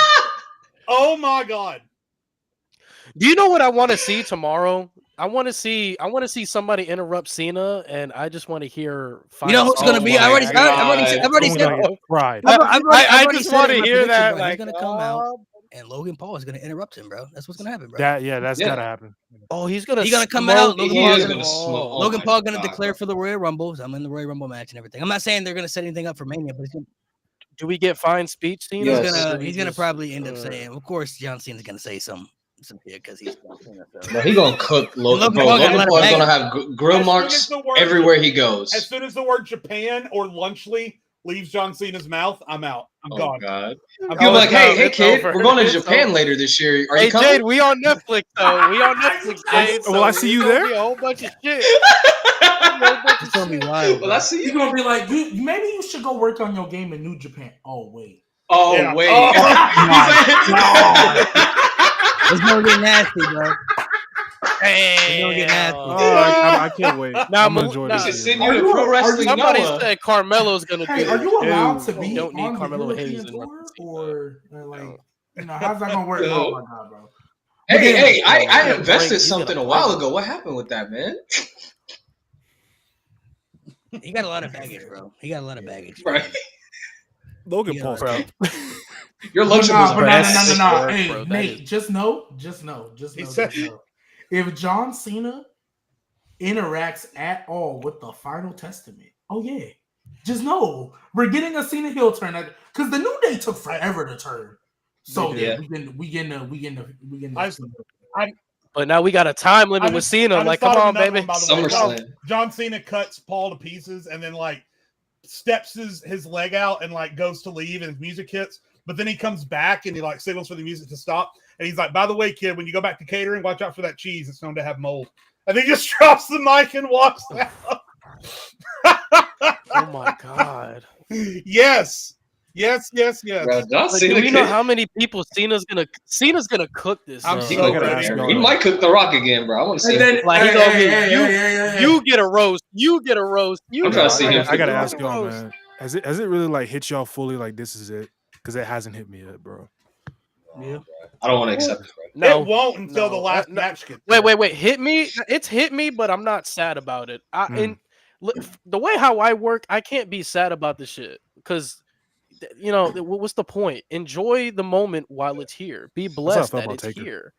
It like have fun about it. Don't talk about my goat like that. Yeah, when Taker retired, I was like sad for a second. But I was like, which one? What? We had 30 years. The thing is, you can't go the last one. Like, just imagine how depressing it is to watch Cena and be like, damn, this is really his last elimination chamber. Damn, this is his last Royal Rumble. No, like hype that shit up. Be like, yeah, bro, like win this shit, motherfucker. Win this shit. Hey, I really hope he's been in the gym because if he wrestling like he was, then I'm gonna say, don't give him the world. I'm gonna be like, dang, this is last elimination. You know what? Not working for me, Pamo. He got the buzz cut. I know y'all saw he got the buzz cut. Bro, yeah. We don't know that yet, though. I mean, he hadn't took the hat off. He got that ball spot, though. It'll be easier to hide. If he comes out and tell he got the buzz cut, we're getting Hill Cena. We're getting Super Cena. We're getting Super Cena. Oh yeah, we're getting Super Cena. Super Cena as a heel. You know what does make me sad though? We should have got that in 2012, man. We should have got that in 2012. That ship has sailed, bro. That ship has sailed a long time ago. Yeah. If Roman is Thor, John Cena's Odin. What does make me sad about John Cena's return is that, and I'm memeing, but the Judgment Day changed their music, so now we can't get the meme where John Cena goes to talk and then I didn't watch Raw. Is that music really that bad? Because people were like, it's not great. It's like a hip hop theme. Right? Yeah, it's not bad, but I just don't think it fits Judgment Day. Yeah. Bro, I don't look at Finn Balor, JD McDonough, Raquel Rodriguez, Dominic Mysterio, and Liv Morgan and think, oh yeah, hip hop. Yeah, that for sure. They like what? Especially because a lot of them are even American. Like, that's correct. It's fucking Finn Balor. Like what? Only one I associate that with is JD McDonough not from. Is JD McDonough not from the same? No, he's fine. Finn be listening to that UK. So Finn, JD, I think Carlito's Puerto Rican, right? Yep. Yeah. Carlito's Puerto Rican, and then Raquel. I mean, I think I forgot about Puerto Rico. I forgot about Carlito. Raquel's Mexican. Mexican. What? Hey, I ain't gonna lie, bro. Cena turned heel, bro. He got to come out to Liam. Hell no. Are we just gonna let Nate Hogan slide over here? Oh God, he said I forgot about Puerto Rico. I mean Carlito. Forgot about Puerto Rico. Crazy. Forgot about Puerto Rico. Yeah, matter of fact, hold on, bro. So what the fuck am I to you, Nate? We gotta get off the air. Say that. Wow! Bro, if John Cena turns heel, he gotta come out to LiAngelo Ball's song, this bro. for you, He gotta come out to that new shit. The fact that I'm playing G's theme song. Nah, that's for you now. I bet a G baby baby face turn and No. So G, if Finn Balor interrupts Cena, how depressed are you gonna be? I'm getting cooked for sure. What do you ask? I said if Finn Balor in the events Balor interrupts Cena, how depressed are you gonna be? Sick to my stomach. You want to play this game? Wait. When does he interrupt him? In January or December? It don't matter. If he interrupts him in December, I have a little bit more faith because I'm like, faith for what? Hey, I'm like, it's the end of the year. The end of Cena's run. Yeah. I'll have a little bit more faith. But if he interrupts him on Monday, I'm not gonna lie. Imagine we live in a world where Finn Balor is the guy that retires John fucking Cena. Oh, y'all don't want to see. Hell no. Y'all don't want to see. Y'all want to play a game? Yeah. What's up? Remember what I said a couple weeks ago? We're gonna play this game where I name people who gonna win a world title. You saw me when you hear someone who's not gonna win a world title before Finn Balor. Okay. Oh, okay. All right. Are these reasonable names? No, are these actual names? I'm on WWE.com right now. I'm just gonna scroll and just look at people. All right. Oh boy. All right. Just stop me when you hear a name that will not win a world title before Finn Balor wins another one. That will not win or that'll win one before Finn. No. So stop me when you think Finn will win a world title before this person. Oh, all right. Bet. Well, we got this. Yeah. Y'all about to be all right. Well, we're gonna start off. No, I'm gonna be reasonable about this. I'm gonna be realistic. Yeah, be realistic. We're talking about the world. We're gonna be reasonable. Yeah, world title. Braun Breaker. Bronson Reed. Yeah. What? Yeah. He'll win a world title before Braun. Yeah.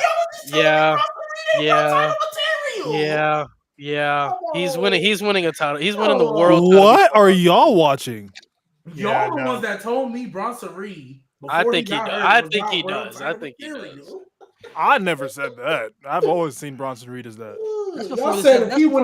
I see Bronson Reed as world title material. He just ain't been in that limelight yet for me to really, you know what I'm saying? But before Finn, that's crazy. They both might not win it. You know what I'm saying? I could see Bronson Reed getting it before Finn. I'm still in. Yeah. Keep going. I'm still in. Keep going. Yeah, I didn't say anything. Yeah, keep going. Carmelo Hayes, CM Punk. Let's see who else we got. Damian Priest again. Dominic Mysterio. Thank you. I don't think Dom is. No way. If Dom wins Money in the Bank, bro. Like, I don't think Dom's not. Bro, I'm gonna keep it a buck. I'm gonna keep it 1,000 with y'all. I get it's funny and I understand it, but if we being real, Dom ain't winning that fucking world title, bro. He's not winning. Yes, he is. What are you talking about? I think he has a good chance. Honestly, bro. Honestly, Money in the Bank. Honestly, if Damian Priest can get the world title, Dominic Mysterio will get the world title for sure. Exactly. Whoa. Why are you saying it like that? Because nobody thought Damian Priest was going to be the world champion. Bro, when that group was put together, nobody was picking Damian Priest out. And Dominic gets more reactions than Damian Priest. And the same thing. But it's not enough just to get the reactions, bro. I'm not gonna lie. I'm gonna keep it a buck. Dominic Mysterio wasn't even believable enough to win a mid card on the main roster, so we had to go win the North American in NXT, bro. Like, let's keep it a buck, bro. Okay, wait. It was the second year of the company. And first of all, who was his competition on Raw? Who was the IC champion? Oh, he was fucking Gunther. He's not beating Gunther for the IC title. Gunther was on SmackDown at this time. No, he wasn't. He was on Raw. He was on Raw. Yes, this was 2023. Okay, so you mean to tell me he couldn't win the U.S. title over Austin Theory in them nudes when he was still? He was on Raw. He's on the opposite brand. But this is before they switched. No, he's not. We have to also remember how young Dom is, bro. And also, when he was the United States champion, they didn't have a world title. So the United States Championship was a world championship. So they had to put it on Seth Rollins. Who was the U.S. champion when the world title came out? Who was the U.S. champion? It was Austin Theory, but it was on SmackDown. He went to SmackDown. He moved to SmackDown at that point. Okay. Because Gunther came over to Raw after WrestleMania. Are we forgetting? I'm not gonna lie though. Just don't have a world. I'm not gonna lie. Yes, I know he be getting the boo reaction and all that stuff. That, like, all jokes aside, I don't see him at all as world champion ever. But you see Finn ever. Okay, ever is. I'm talking about before Finn Balor again. I'm talking about before Finn Balor again. Now, if we talking ever, like, and I don't say this to be disrespectful. I'm saying, like, ever can be. He can win it, like, realistically. He can win one in 10 years because he just finally hit his number. Obviously, I'm not saying that it's absolutely going to take 10 years. But if you say ever, well, I'm never gonna say never. But if we're talking in the recent, like, in the next 2 years, next 3 years, no, he's not winning that world title. I don't think he's winning that world title in the next 2-3 years. Keep going with the names. Keep going with the names. I don't believe Dominic. Oh, you're gonna love this one, Lewis. Ilya Dragunov. I'll take Ilya over Dominic too. Draco Fatu. Obviously, that's fucking obvious. Yeah. Jey Uso. Yeah. This one's gonna be this one's interesting. I want to see if I'm a betting man, I'd bet Jey Uso, but to me, they're on the same wavelength. Jey Uso's opportunity has come and went. This one is interesting. This one's very interesting. Let's get just Mo. Well, you don't think Jey Uso's opportunity came and went as world champion? Still is hot in terms of popularity. He's still hot. Honestly, not enough to win the world title. He's not winning that world title. That came and went. That ship is sailed. I'll put my money on Jey before Finn Balor. I agree. 10 times out of 10. I agree. I'm talking about before Finn. That's 11 I times agree. I agree. Jey got it before Finn. But if I'm a betting man, I'm not confident about the bet. But Lewis's point was him and Dominic Mysterio to him were in the same tier. So it's like, But I look at it different, though. I think Jey Uso is still hot. They can easily just put him and revive him ways to put him in the world title feud for it to feel big again. He's gonna be in a world title picture. I just don't see him being world champion. I could see it. If they really wanted to pull the trigger, then I could see it happening. I don't think they will. This one's interesting. I don't think they will. This one's interesting. John Cena. Oh, nah, that's crazy word. That's crazy. That's an interesting one. It is an interesting one, but I'm already out. But I'll bet my money on Cena. Yeah, with this last run, he has a strong chance. If they get a strong chance. All right, Kevin Owens. Yes, LA Knight. I'd probably speak on Owens. Oh, well, actually, I disagree. I think Kevin Owens win one before Finn. Yeah. I said LA Knight already. That's the world title in a long time, though. So Logan Paul. Oh, for sure. Nah, I'm speaking on that. For sure. I'm speaking on. I don't think Logan is active enough to be world. That don't even matter. That doesn't matter. One is money in the bank. We're still doing part-time champions game. I was about to say, I thought we was done with part-time champions. I thought we was off that. Yeah, he's not here. Bro, he defended the title twice as a big card. I know the value he brings, but I think the U.S. title was an experiment for them to be like, yeah, there's no way. Bro, he defended it twice. Did he not? Yeah, but if he he gets only the world defended title, twice. he would be around more than he Rumble, was. Mania, He would. SummerSlam. We thought the same Y'all- way y'all when he gonna was say United y'all States literally- And champion. honestly, I think there would be a deal breaker. Like if they Same put the thing. world title, they would tell him like you're gonna have to be around Yeah. more. I mean, And honestly, yeah, honestly, he could have a cool If we're little adding 4-month that, run. if we're adding that hypothetical, cool. But I was I'm gonna just going say- based on what I saw. I don't. If I'm going based on what, if you want to add that hypothetical, okay, we can use that for anybody. But if we're just going based off what we saw on TV, yeah, I was gonna say they've because given when me he every won the reason. mid-card title, Yeah. even though Rey Mysterio wasn't doing jack shit with it, I was like, bro, we just gonna have him win for him to not beat it. You're like, he won the title now. I mean, Got Rey Mysterio. And he was right there. I don't think it matters if he shows up or not. He's definitely getting a world title for sure in my mind. No, doubt. I think I that hope not. definitely For Finn, I think he would. I think Bro, he That would. definitely is He's got, crazy. he's got No. everything they Finn? look at as far as somebody like to be the world champion. I The think. reason why it matters, I think now more than ever, honestly, there's no way you can have another 3-hour show without your world champion consistently there. You Yeah. can't do it again. You Yeah. can't. You can't have your world It's such a champion barely Vince be there McMahon on thing, a bro. 3-hour show. You can't do it anymore. You can't. This ain't That's 2018. That's fair. Until Logan changes and actually commits to the WWE, I'm not have like a Roman 2022-ish schedule. You ain't gotta be here every week, but show up when it matters. Yeah. Logan barely showed up when it mattered as U.S. champion. Yeah, that's true. That's true. Like, He only defended on the big But four. but if you're putting your hypothetical, then sure, we can apply that to every fucking WWE superstar. But based on what I saw on television, he's not getting that world title. He's not committed enough. And why would he be Who's committed left? like that? He could just Is Malik the only one who hasn't stopped? No, I haven't stopped. I just don't see Finn. All right, we're gonna keep going. This one's interesting. Montez Ford. All right, No, I see yeah, Finn yeah, Finn winning it. stop there. For Montez? Yeah, I'm betting on Finn Balor. Yeah. All right. I'm betting on Finn Balor. Yeah. All right, well, we're gonna skip this one. I mean, this one's obvious. Almost. Montez's ship has sailed. Oh my. Everyone stop. Of course. Yeah. Well, you already stopped. Everyone stopped. So Montez Ford was where we stopped. Yeah, Montez. I was gonna say I could have said. I mean, there was so many names. We had Oba. It's unfortunate. His ship has sailed. His ship has sailed too. Who? Montez Ford. He's still young. Yeah, And- they and should have rolled the honestly, he's momentum still from that young. elimination chamber, bro. He's still young, but like unfortunately, they don't have enough tag teams right now to afford To split them, splitting yeah. up. I wouldn't say his ship has sailed just because I have to see what if they ever split them up. I got to see what they would do with him. Yeah. If the Street Profits aren't a thing, but because the Street Profits are still a thing, he'll forever be attached in the tag team division. So And he could have a Big E type of run where he just goes on a singles run as champion, and they're still like together and tight. He could have that, but they're not going to do it because they can't afford. Listen, right now. I used to. Another thing you have to say about that team, I used to have it to where Montez was up here and Angelo was down here.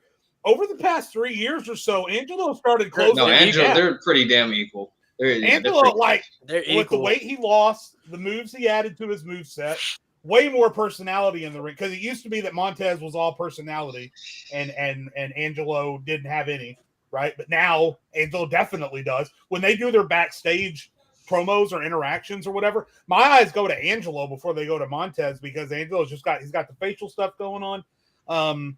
So I just don't want to discount the possibilities of Angelo having a solid run either. I've But always said that. but like I G agree. said, as long as the Absolutely. tag team division is in shambles, they're never going to break up. That problem has to be fixed before we get there. The Street Profits are just too established as stepping stones for new tag teams to come in and make a name for themselves. That's their value right now in the company. So you take away that, then how are you going to establish the new tag teams coming in?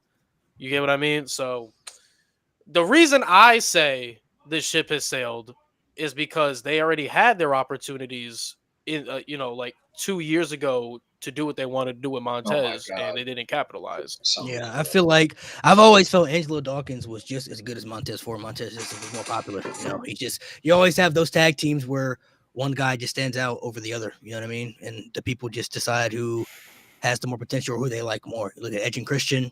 You look at the Hardys. You look at the Usos. Every person within that tag team, there was always that one person that had a better just push as a singles competitor because they just stood out more, and Montez just stands out more than Angelo Dawkins. So that's my only fear about them splitting up. It's just like I don't know what they would do with Angelo Dawkins, bro. Like I just don't want him to get lost in the shuffle. You know what I mean? Like where he just not doing anything. You know what I mean? Like I don't know what they would do with him.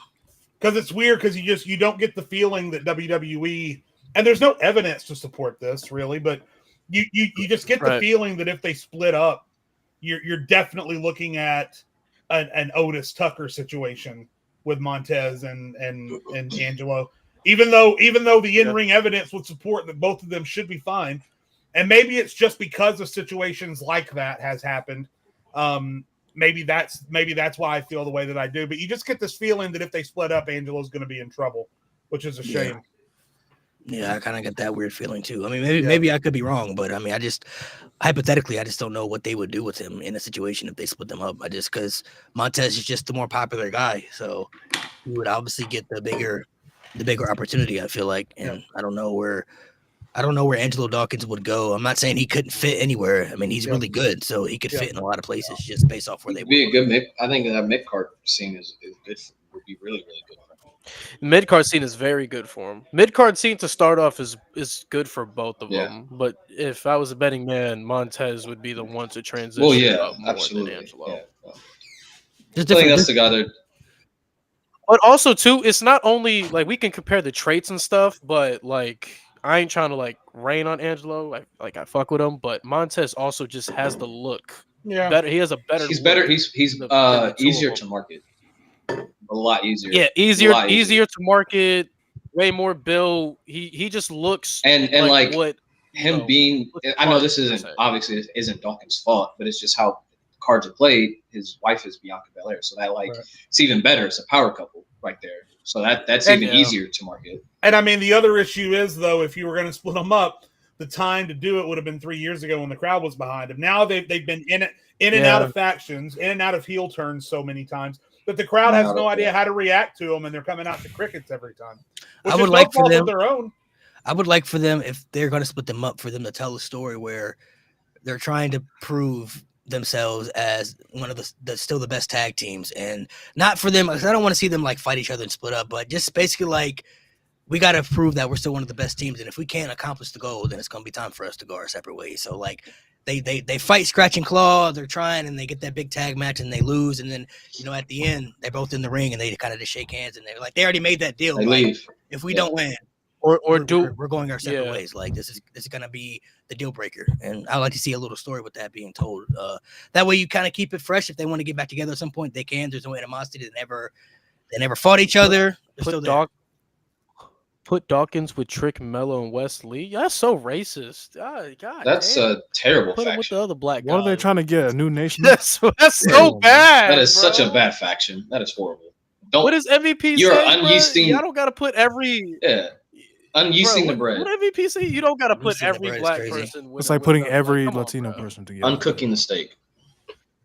Real shit. Unbasting. You see this? This is a great crowd. Of diverse people. You know what I'm saying? What we the new nation? Crowd. I want to ask. Well, some of y'all already said it in the chat, but I just want to bring it up for topic. League of Nations. Oh my gosh, no! Please God, no. I actually thought that faction had potential. If they I was just about to say the same thing, bro. Because they were a group that had different ethnicities to them, and I'm like, bro, like when they put them together, I knew. They had two of the top champions in the company in the same. Yeah, I knew when they put them. Del Rio and Sheamus. I knew when they put them together, what the alternative was for it. But I'm like, if they really kind of want to do something with them, this could be a really good thing. You know what I'm saying? Especially WWE, what 2015, 2016 at that time frame. Like, a nice little group put together. I like the whole concept of what they were. I'm pumpkining the pie. They even beat the New Day. Didn't they beat the New Day at WrestleMania? They did. Yeah, unfortunately, yes. Yeah, just to get beat up by three old guys. New Day celebrated with Stone Cold after. That's what I Michaels and Mick Foley. Yeah. And then Xavier was best. They celebrated with them like they won the match. Like, League of Nations was done better than WWE 12, bro. Your remarks. Hey, you want me to piss y'all off? Oh, someone said in the chat. What the fuck? Hey, y'all want me to piss y'all off though? Please no. Y'all remember that beautiful build to a triple threat tag team match just for the Bludgeon Brothers to absolutely smoke them in a squash match? Oh, WrestleMania 34. We gonna piss off Malik. He hates 34 so much. So WrestleMania 34 is one of the worst WrestleManias of all time, bro. Bruh, yeah. Every wrong decision they possibly made, bro. It happened at that WrestleMania. I can't believe it. I thought you were gonna. Are you gonna redo that storyline again, or what? Why'd you bring that up?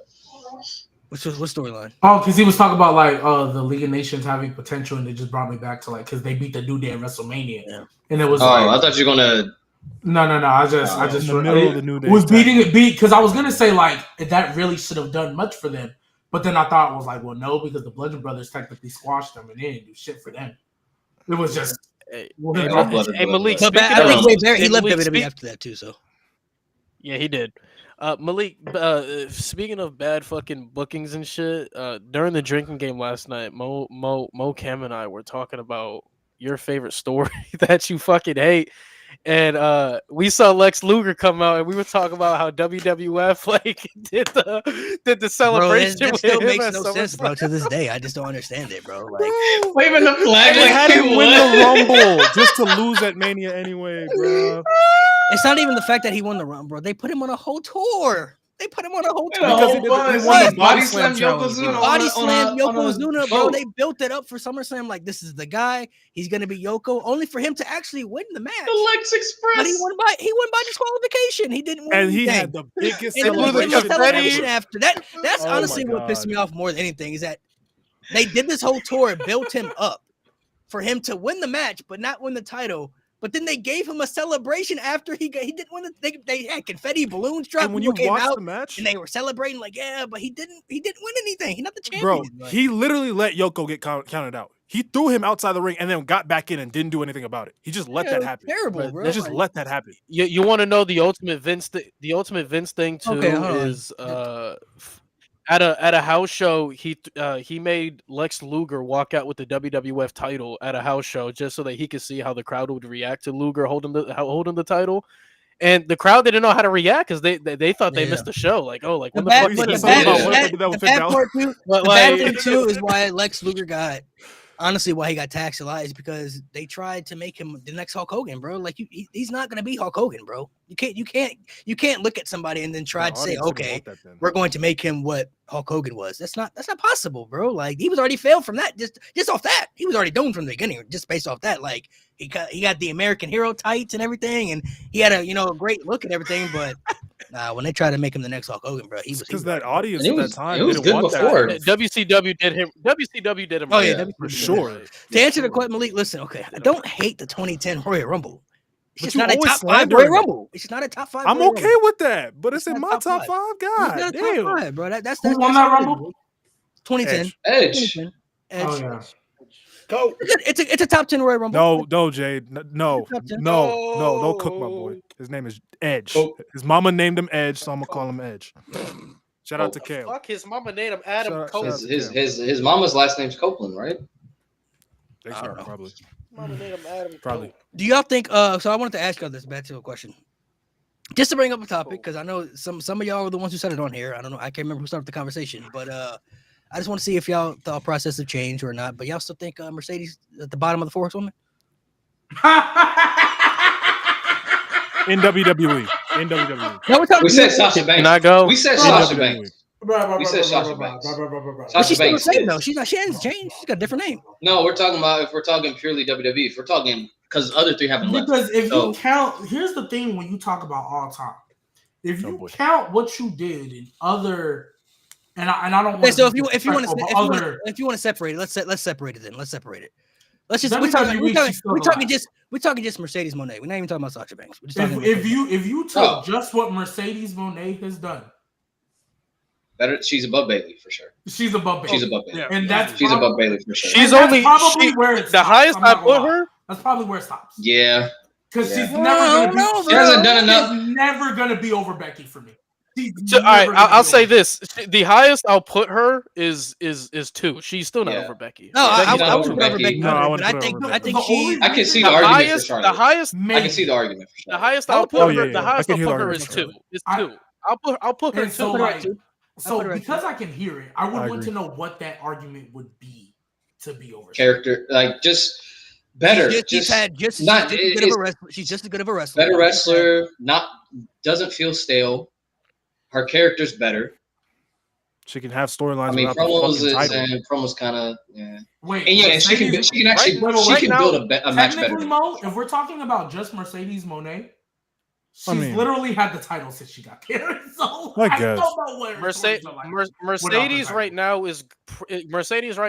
is probably going on the greatest stretch of women's matches we've ever seen. Yeah, for sure. Like it's straight up. But to me, that's the main separator between Charlotte and Bayley. I think Becky just gaps everybody too much. She was the face. Some people I say think no. if Mercedes, they're being delusional. Okay, when she comes back to WWE, because she will come back to WWE at some point. But I also feel like her title reign is still I'm not saying it because it's her. I still feel like we still haven't had a good TBS champion. Like I still don't. The matches are great. The stories revolving those titles, I just don't. They're just still not moving me. Like you can win as many titles as you want. I've been consistent with this. I said it with Roman. I said it with Kenny or whatever. You can win as many titles as what you want. At the end of the day, like I'll take the motherfucker with one title putting on quality over the person with 4 giving me no quality in just matches. 100%. You get what I mean? Like you can win as many titles as you want. If the stories are still ass revolving around the titles, it doesn't mean that's shit what to I've me. always done. I mean, you can.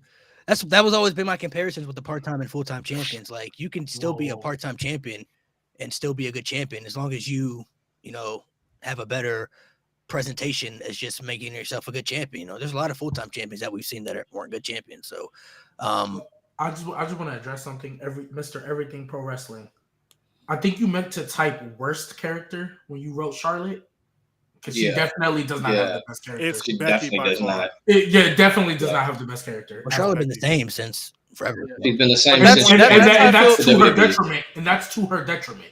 Yeah. Like everybody else has evolved. 11 years. Everybody else has evolved, and maybe it wasn't the greatest thing, but like when Bayley turned heel, that was great. Like you can argue her best run on the main roster. The Roman heel run. Becky, best run turned into the man. Then she turned into Becky 2 belts and then the character she came in after she gave birth. No, that character, big time Becky. Big time Becky. That character was great. And then what's it called? Sasha. I think Sasha, even though I don't think she's that great as a babyface, she's an amazing heel. And if we're counting in the Mercedes Moné, she's great. I don't think that's the problem. I just don't think she's done enough for me to where she can be over Bayley for sure. Like, because Bayley and her accomplishment wise and like storyline wise, they pretty much the same. Yeah. And Sasha's the better in-ring worker, and I think she's a better heel than what Bayley was. So, and that's Bayley's best run. So, she could be over Bayley. So, Hunter, because some of y'all said that you wouldn't put her over Becky. What if hypothetically, what if she comes back to WWE and has this type of run in WWE? Not saying all the titles, but I'm saying like this type of run in WWE. It won't be over Becky. She has to be the face. I want to say this. To me, if she's having the same exact run, that just means you're telling me she's just going to give us straight up banger matches and subpar everything else. That's still not enough for me to put her over Becky. Becky, the last year and a half has been giving you great storylines, and on top of that, she's giving you the payoff with great matches. If you mean to tell me that Mercedes, the way that she's being booked right now, is having shitty buildups and banger matches, it's not enough for me to put her over Becky. I'm sorry, it's still not. You can give me the best stretch of WWE women's matches in WWE history. That's fine. I will give you that. But stories matter just as much as matches do. And if you're giving me mid results on the other end and elite results only on one end, I can't put you over Becky because Becky has been elite on both sides. And the problem is too, it's been 6 years, so it's so easy to forget. No woman, in my opinion, is ever going to reach the apex that Becky Lynch met in 2019. Ever. I don't care. It's just like no one is ever going to reach Stone Cold's apex, right? In 1998 or whatever it was. See, I said that. Someone said I was Becky Lynch ruled the wrestling world in 2018, 2019. And I don't think any woman, it's going to take something really special for some. And I think in order for Sasha to be able to meet that bar, she's going to have to come back and initially fail. Because the only reason Becky got to where she was is because she was failing and flailing and floundering on the SmackDown women's roster, and the crowd had enough of it. And they decided we are going to do what we can to lift Becky out of those doldrums. It was such a special circumstance. So no, I don't think based on that Sasha is ever going to surpass Becky just based on that one run. It was so special. And it's hard for me to put anything above that, no matter what she does. And also too, when we put it like this, like popularity wise, Becky had the greatest peak ever. But you can also say, like aside from Bianca, Becky also has arguably the most dominant peak ever. She went 3 straight calendar years being a champion. Like whether how you feel about the booking in that time frame or whatever, that's on you. In terms of dominance, like that is some unheard of shit. And like the only person that's on her level is. And I was about to say, because we talking about the 4 horsewomen. If we talk all women's wrestling WWE period, she not like Becky has put herself in a stratosphere on her own, where like everybody's fighting for number 2. I don't care what Bianca does; she's not passing Becky. Bianca can be ever. Feel that? I don't think Bianca is going to pass Becky ever, because Bianca is never. Wow. And Bianca is never. That's Bianca, hard. I mean, okay. I need to see a heel run. She's never going to be the face of WWE. And one thing Becky, and it's unfortunate, but one thing Becky has that none of these women ever will, not Rhea, not Bianca, not Charlotte, not Mercedes or Sasha if she comes back. None of them will ever be the main event of a one-night WrestleMania. Yeah. And honestly, none of them. I mean, when you put it like that, you're right. Hey, but even then, let's be real. We know what the real big main event is. It's night 2. Yeah, which one of them do you ever see main eventing a night 2? Becky more than likely. If they do Rhea and Bianca, that's it. And that's big night 2 though. I don't even. I would say big if this was 2 years ago, I would like heavily disagree with you. But I'm not trying to insinuate anything about Triple H. I'm not saying what a lot of you dumbasses are going to think. Yeah. But the way he books Bianca is complete. It's not complete opposite, but it is like Vince was here with Bianca. Triple H is here. I think Triple H values Rhea Ripley a lot more than Bianca. And I'm not insinuating anything. I just think Rhea has a lot more of what Triple H wants in a woman's wrestler. Even though I think Bianca is the perfect woman's wrestler, I think she could be the face of WWE if you position her right. But Triple H just doesn't see her like that. He sees her as a draw. Obviously, he put the tag team titles on her. She's always in big storylines. But when was Bianca ever booked as strongly under Triple H as Rhea Ripley's being booked right now? Probably like 2022. But that was about it. When Damage Control, she went on when Damage Control first that's came it. about. That's it. And that's what I'm saying. When Damage Control first came about, she was damn near Super Cena. She never was. Oh yes. But what I will say to that point, Bianca Belair, I feel like now at this point in Triple H's eyes, is the bridge. Like she's gonna be the one to make Jade the next star. She's gonna be that woman. Like, is Bianca probably gonna win another? She's still in her prime. But that's why I said Bianca's gonna win another world title. I think a heel run is still in her future. But but if we're talking about peaks, Bianca, in my opinion, and we'll see what the heel run does, because that's her only chance. Unless she gets a dominant heel run, she's never gonna hit her peak again. She's gonna be great, she's gonna be elite, but she's never gonna hit that peak again. And that peak doesn't come close to Becky. Rhea's peak, whatever you want to call it, isn't on Becky's level. Like the only woman, like let's be real, if we look at the history, right? Whose peak even comes close to what Becky's was? Like realistically, no woman. None of them. So that's why I don't think any woman is ever going to surpass Becky until I see another peak where you're the face of the company. And yeah, they kind of try to make it seem like Rhea is, but that's more just positioning her and like telling people. Whereas Becky, it was undeniable she was the face. Like you couldn't argue it. Yeah. The only person I see having a chance is Rhea, and that's if they decide to take the woman like serious. Like if they do what they do in NXT right now, and you put Rhea at the center of all that, Rhea has a very good chance of catching up to Becky. Because if they take all those women and like Triple H starts to realize, oh, I have a lot of women, I need more women segments on my shows now. Oh, I got to start actually caring about these storylines and actually, put as much effort as I am in like these men's storylines as women's storylines. Okay. And then you put Rhea at the center of it. I think Rhea has a very good chance, but will Triple H ever do that? I don't think he ever will. I don't trust him enough to do that. Until I see all these women get called up and I know there's depth that I can trust. Because let's be real. Because we talked about it, Malik. We've talked about it. No matter who wins this match on Monday, what do they do after that? Yeah, that's literally the question we're gonna have.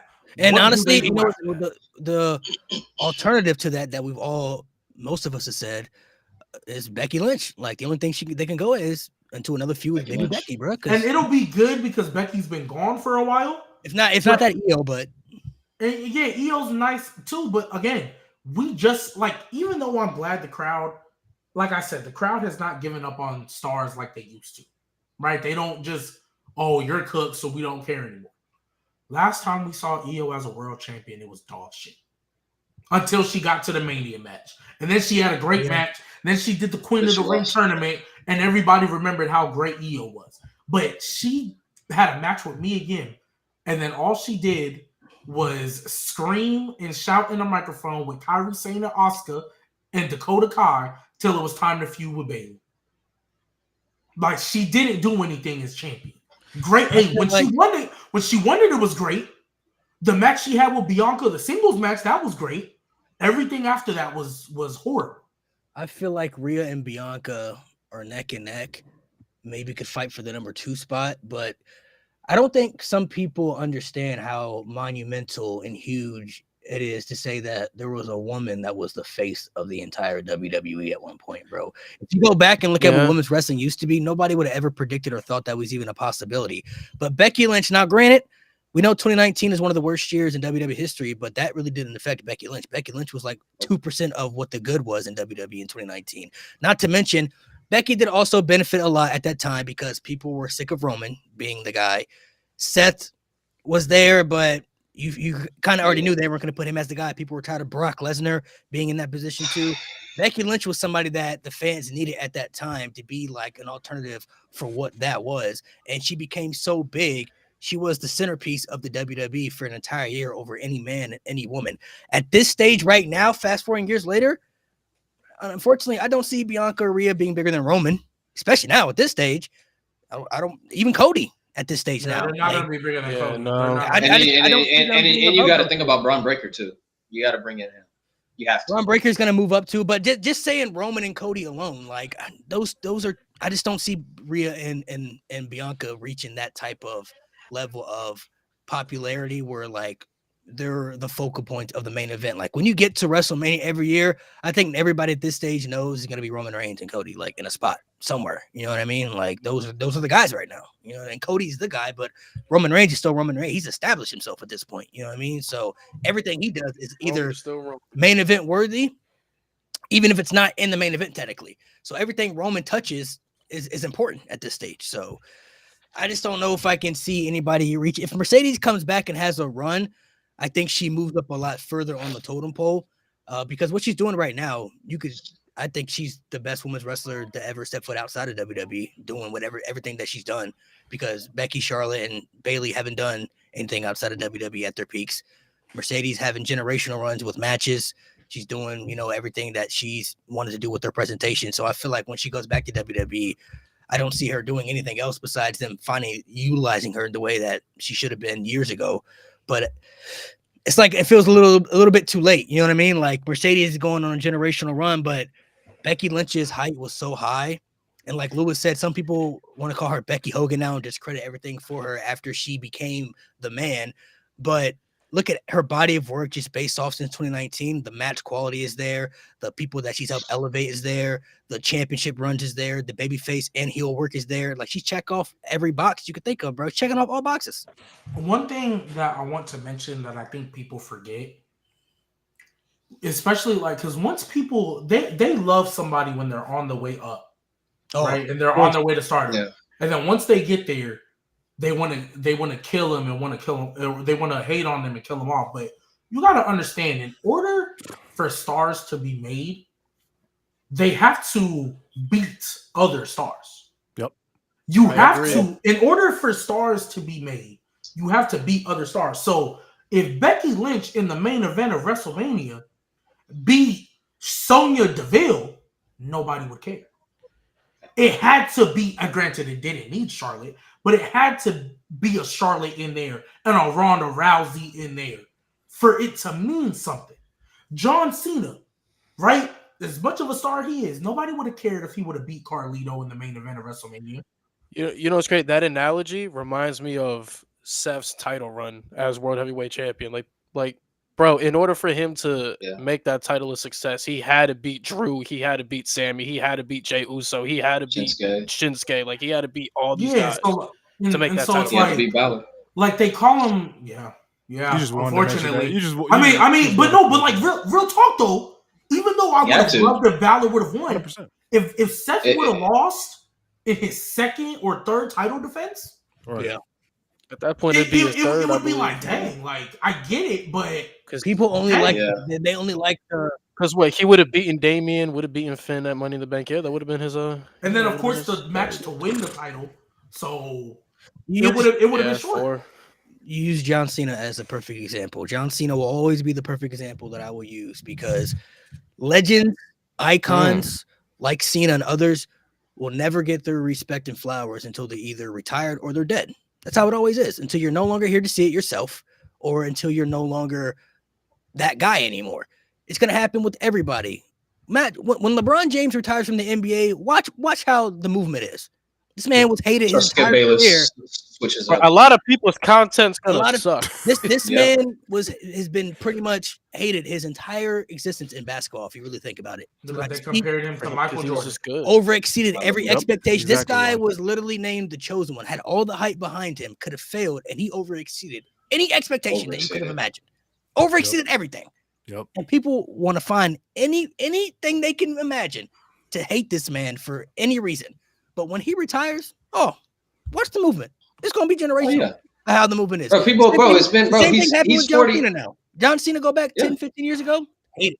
Just turned 40. Couldn't stand Cena during his peak right now. I feel old myself. Now everybody loves John Cena now. Why is it? Because now John Cena he's gone. His prime. He's about to head into retirement. Now people appreciate what he did and what he was during his peak. They didn't want to appreciate it then because he was at his peak and he was winning so much and he was beating their favorites or he was being pushed as the guy, however they want to portray it. But now John Cena's headed into retirement and they know 2025, this is the last year. Now John Cena getting his respect. He getting his fire. Now he gets cheered when he comes out because he's no longer that guy. People don't ever get the respect. The legends, the greats, don't ever get the respect until they're either retired or until they're dead. And Becky Lynch is one of them too. They already do it with Becky Lynch. Because nobody likes. Everybody loves an underdog. Nobody likes a dominant presence. I don't respect Brett. Nobody likes a dominant presence. Think about it. How many people hate Warriors, the Patriots? How many people hated the Warriors? Fuck them. How many people hate the Chiefs now? How many people hate the Chiefs now? I don't hate the Chiefs. Well, most people like now that the Chiefs my team are is not good. To that, the dynasty. Mahomes might three-peat. All of a sudden now it's like, you know what? The only dynasty. Well, it's different. Well, I'm an adult now. It's different for me because now I'm appreciating greatness. Because when Brady was here, it was fuck Brady. Like, everybody. But Mahomes, I'm the only dynasty that I really can think of that I honestly don't think was really ever hated was the Spurs at their peak. I don't think any. Hey, you want to know why? I'm so glad you brought that up. The Spurs. You want to know why? Nobody wanted to watch them. You want to know why the Spurs weren't as hated as much? Oh yeah, of course. Because they weren't winning back to back. They were boring. They were broccoli. Yeah, they were winning once every 4 years or once every 5. Like they were always contenders. 03, 07, 14, and then there was another one. But like that's how it was. They weren't winning. They got back to winning back back to back and 3 out of 4s and always there. Like when the Lakers won 3 straight. Like they wasn't winning like that. You know what I mean? They would win every so often. That's the only dynasty. But like the Celtics, when they was at their peak, they was winning all the time. Nobody liked them. Lakers winning all the time. Nobody liked them. The Patriots, it was like every other year you could guarantee the Patriots was going to be there. Mm-hmm. But honestly, that didn't start happening until Brady got older, like in his 30s. They went on a stretch where they wouldn't win. Right. And then the 2010s happened. Yeah. The 2010s happened, and it was like, oh, okay. You guys are starting to get back to that, because they won their little 3 and 4, and then they had a stretch where they didn't win. They lost when they were undefeated, and then they lost again in 2011, and then they had that Seattle game. Why'd you bring that up? Where they beat, offense, but they beat Legion of Boom after Peyton Manning got smacked. That's when all of a sudden we started hating on the Patriots a little more. People and then they came back 28-3. People also, Falcons didn't help. But that was when I got my respect for Brady. He got it. A big reason why that dynasty was so successful in the 2010s was because people were upset that Brady every year would continuously take less money to make that defense even more powerful, and that's how they were fucking winning. Leadership. Like people kept complaining, like, "Oh, Brady has a top 10." Well, the reason why he has a top 10 defense every year is because he's continuously taking less money. He knows what he's doing. He wants to win. Just said it. I could not meet a motherfucker who couldn't stand Floyd Mayweather. When he went from Floyd Pretty Boy Mayweather to Floyd Money Mayweather, Money, my God. He went from Pretty Boy Floyd to Money Mayweather. Oh my gosh, it was so crazy. And Malik is like it with John Jones now. The same way. Yeah, bro. I think that's what Jake Paul is in boxing right now, bro. There's so many people that want to see him lose. Oh my God. They're gonna pay to see his fights. It doesn't matter who he fights. He could fight the amateurs. He could fight MMA fighters. But because he's such a hated villain in a sport that people love, and he's excelling in it, they will always pay to see him lose. That's why Mayweather, as he got older, he knew what the game was, bro. If you go back and look at Mayweather's fights the last few years, he didn't have to knock people out, bro. He was a defensive fighter at that stage, boy. Yeah. You know what's so crazy? He always fought the same way, though. That's what used to agitate me. Yeah. At the early days when he was beating Zab Judah and Oscar De La Hoya, he was fighting the same way. He was just younger, so he had more power behind him.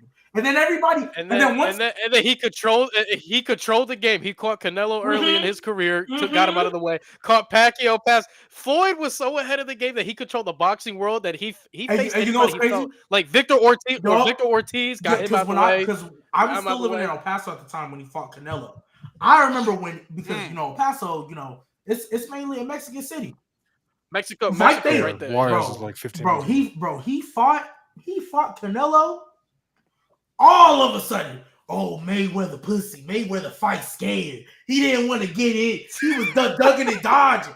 All you heard, and I'm like, you do know the point of boxing is to hit without getting hit, right?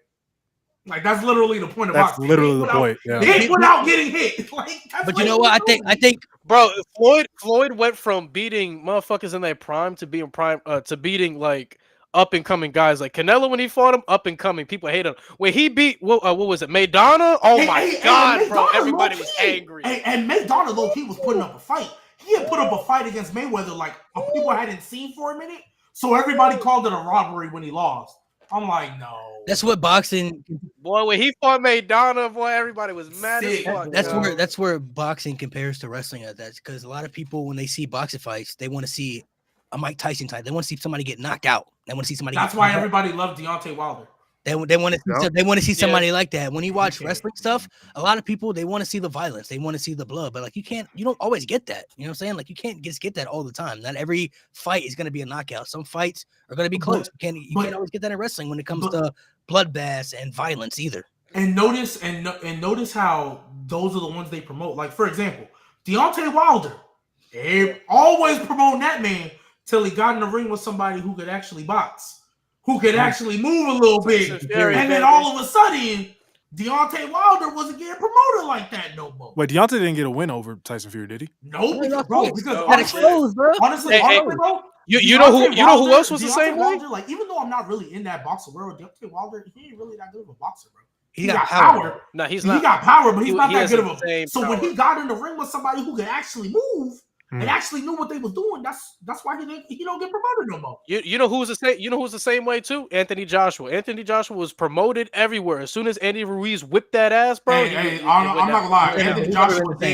Anthony Joshua did get hit with the Drake curse though. I ain't even gonna hate on the Drake curse.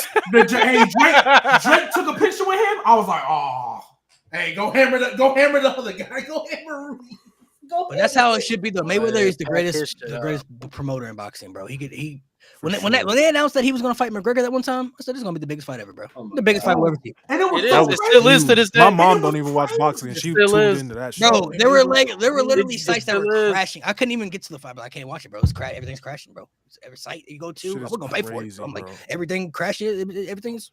The only other fight in my lifetime that was as hyped up as that was Khabib and Conor. That was the only other fight where I was like, like this shit is the real deal.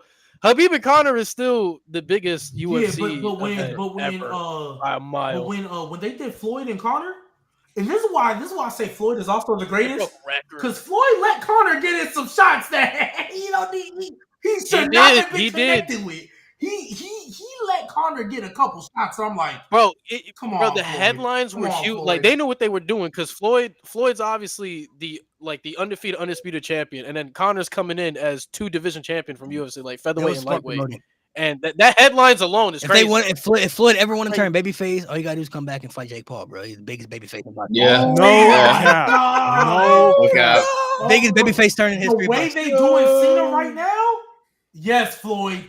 Get him, Floyd. 51-0. Bro, biggest babyface turn in boxing. Because you know they don't have to make it it could be a little exhibition and stuff. Because he already fought Logan. You know what I'm saying? Logan's bigger and weighs more, so it'd be a little exhibition of that, bro. Biggest babyface turn ever. He let Logan get in some hits too, bro. He was beating Logan ass, bro. That fight was a sham. Be the biggest babyface turn ever, bro. That fight was a fucking sham, dog. Oh my god, I feel like Mike Tyson up there is the best fighter. I can't. Because let's be real. Even though Mike Tyson can box, Holyfield kind of exposed him too.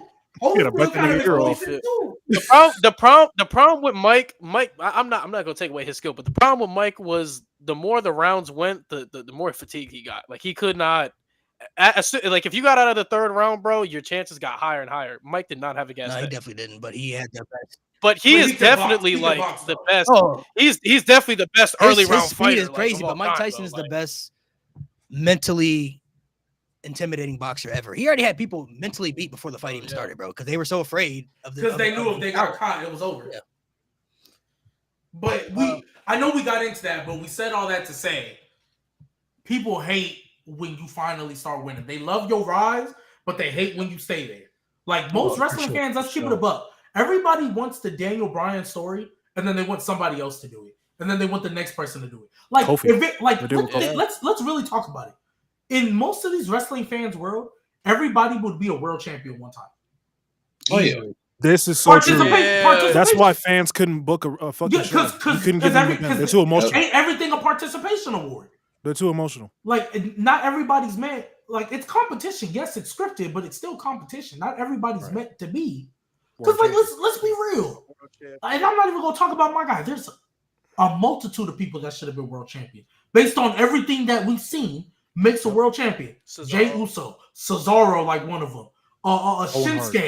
Shinsuke at his peak should have been one. Yeah. Like there's so many people that should have been world champion. Not everybody gets to be that though, right? Yeah. Like not everybody does. You know what we call? You know what we call them? All-star snubs. It happens everywhere. Like NBA and the NFL, there's Pro Bowl snubs, there's all-star snubs. It happens in wrestling. There's people that we know are world champion material, but they just get snubbed because their counterparts are just that much more elite.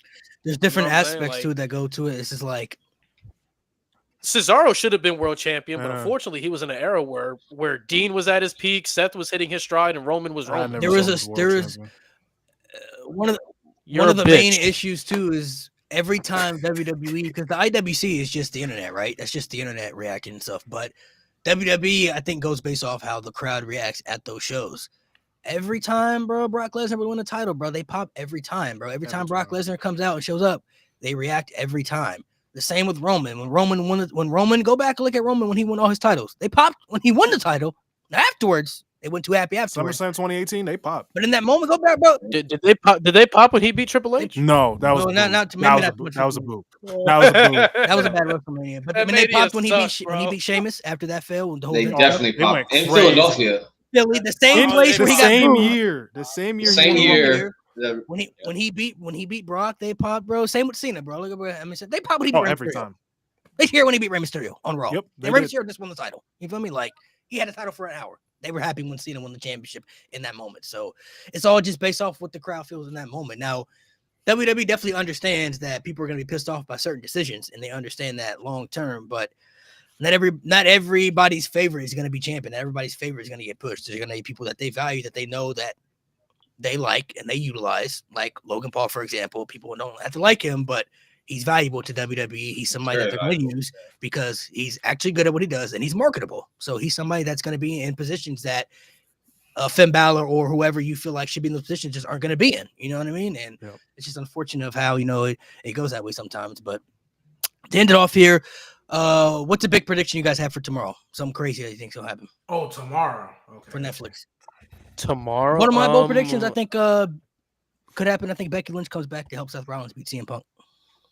Oh, the fuck? It's a bold statement. That I don't want to see Becky do that. I don't. Yeah, I don't want to see 2019. Becky I don't on want to see screen Becky. again. Yeah, I don't want to see Becky. It's gonna be way different. It's gonna be way different though. It's gonna be way different. Well, dude, y'all forgetting who CM Punk. You're forgetting who CM Punk's wife is, bro. That's what I'm saying, bro. Hey, that tag match will go crazy though. That match will go crazy. Bro. There's gonna get to a point where Seth Rollins is gonna have to turn heel. I feel like because what if Mania is a mixed tag match? Yeah, I don't want to see that at Mania. Could be. That's a money match. That's a money match. Hey, that can main event the Chamber though. That can main event the Chamber. And that's a good Chamber match. That's a great Chamber match. Bold prediction. I'll go with a simple one, bro. I think Braun Breaker interrupts Cena. Oh, you going for Breaker interrupting Cena? Playing the seas early. I just think they'd go with the story where like the young hungry champion wants to like. That's the title Cena hasn't won. Yeah, like I think they're gonna just have Braun like be like, yo, like you're old as fuck, like it's my time, like my time is now, type shit. Your like, time is up. But I don't know. I don't know. Tomorrow's too unpredictable. It really is, and that's what's good. And I'll still give one but I just want to say I really, really feel, and shout out all of us, shout out Jade who just left, shout out No Name Wrestling as a whole. I think we're gonna get the return of Lay Cool. I think we got the ball rolling on that. I genuinely believe we're gonna get that. Tomorrow? We've already seen Michelle be in the Rumbles. I really hope Layla shows up in. But I'm saying, like, I really hope Layla shows up too, and I just hope we get that ball rolling. Okay, so what's a bold prediction for 2020? Let's not even say this Raw 2020. Whoa! If we do that, I think AJ Lee. I'm still not giving out hope. I think she gonna hit that Rumble, and we gonna hear Let's Light It Up. I gave up hope. I'm not giving up hope. If there is one year that I feel like it could happen, I feel like this would be the year just based off the Seth feud. If they do include Becky, it would only make sense for her to. Yeah. If Becky gets involved tomorrow, then I'm like, all right. Yeah, because like before it was just kind of like, well, CM Punk, this is his first Rumble. Why not bring AJ Lee too? Like I just feel like we got to do it one time. I know, and again, this is probably her. Like this is probably AJ saying she don't want to do it. Like I know she good, but like she's not gonna come back unless she don't want to come back. I know, but I'm saying like it's not like she wants to, but WWE haven't offered. Like they know, I think they know. Like, but you know, now that CM Punk is back in the company, because I feel like before when CM Punk wasn't here, no chance that was happening. Yeah, I think that CM Punk now is back. I think I want to see that, and then but like for tomorrow. Even though I don't want this to happen, something is telling me Solo's going to win that match. I don't want it to happen, but something's telling me Solo. I don't want it to happen because my thing is so that means he should. But I was about to say because my thing is if Solo wins that match, you cannot not have him win the world title. That would be stupid. He has to win the Rumble. Big goal. But hey, bitch. Right. Hey, he has to beat Cody. He can't beat Gunther. That would he's not gonna do it. I don't want to. The fuck you even though Gunther's holding what they call in their minds the secondary title, Solo was not beating Gunther. I'd much he's beating I don't want him to beat either one. Plus the story too, like he wants his lick back on Cody, bro. He wants his lick. I think he can do it. I think he can. If he beats Roman Reigns, I more so see him beating Cody than Gunther.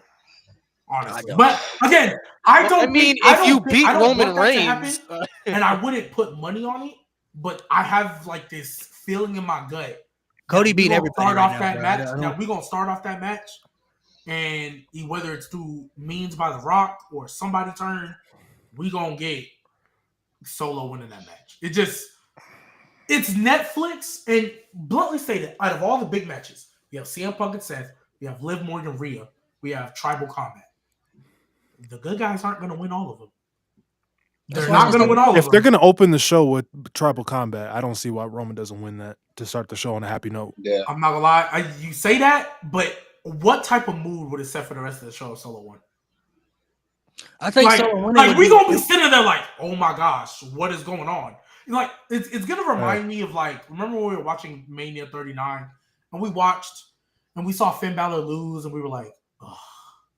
And then we saw Bianca beat Asuka, and we were like, oh my gosh. And then we got to the main event, and we saw Cody lose, and we're like, what? I feel like that's what Raw's gonna be. I feel like that's the gut I'm feeling. The safe route is to have Roman win, but honestly, to open different layers for the story, Solo winning would be very interesting. Just based off of, well, number one, depends on how it happens, and number two, what the plans are afterwards. They're not going to do it, especially because Rock all of a sudden randomly was talking about this High Chief shit. Yeah, apparently he's confirmed to come back tomorrow. So he posted on his IG. He posted on his Instagram talk about High Chief. It means the world to me. This, that, and WWE was tagged in it too. And I'm like, they're talking about High Chief. What if Roman loses Tribal Chief, but then beats The Rock for High Chief? But no, I don't know. No, I don't think that'll happen. Lord, that would be stupid. If Roman wins. I feel like they could do a scenario where he says, I'm the only chief in this tribe, or I'm the only chief in this family. This ain't chief, not tribal, just the word chief. I'm the only chief in this family that sits at the head of the table. And you hear that.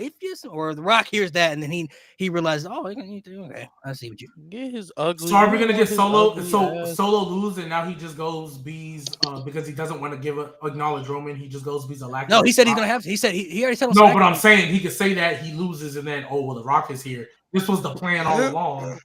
Because he did say something about that bad blood. Like there was a recording of him saying this is part of the plan type shit.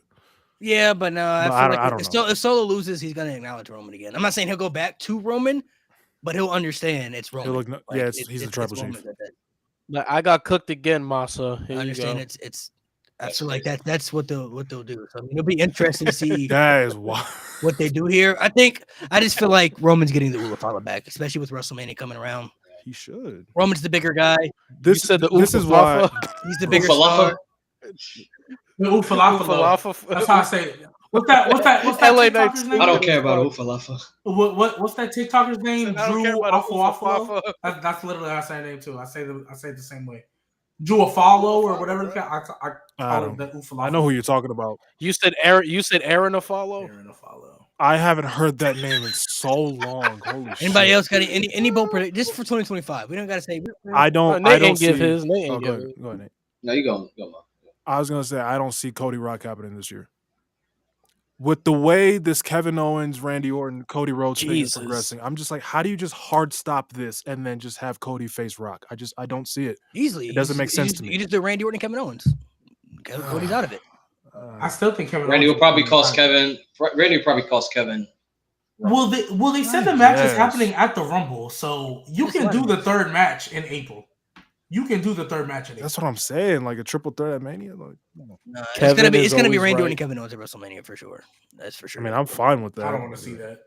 I want to see that. If we're gonna see that, I want it to be the triple threat. Yeah, because I want Kevin Owens to win. I want Kevin Owens to win and have to hit Randy Orton at WrestleMania. And then, no. Hey, look. Hey, watch this.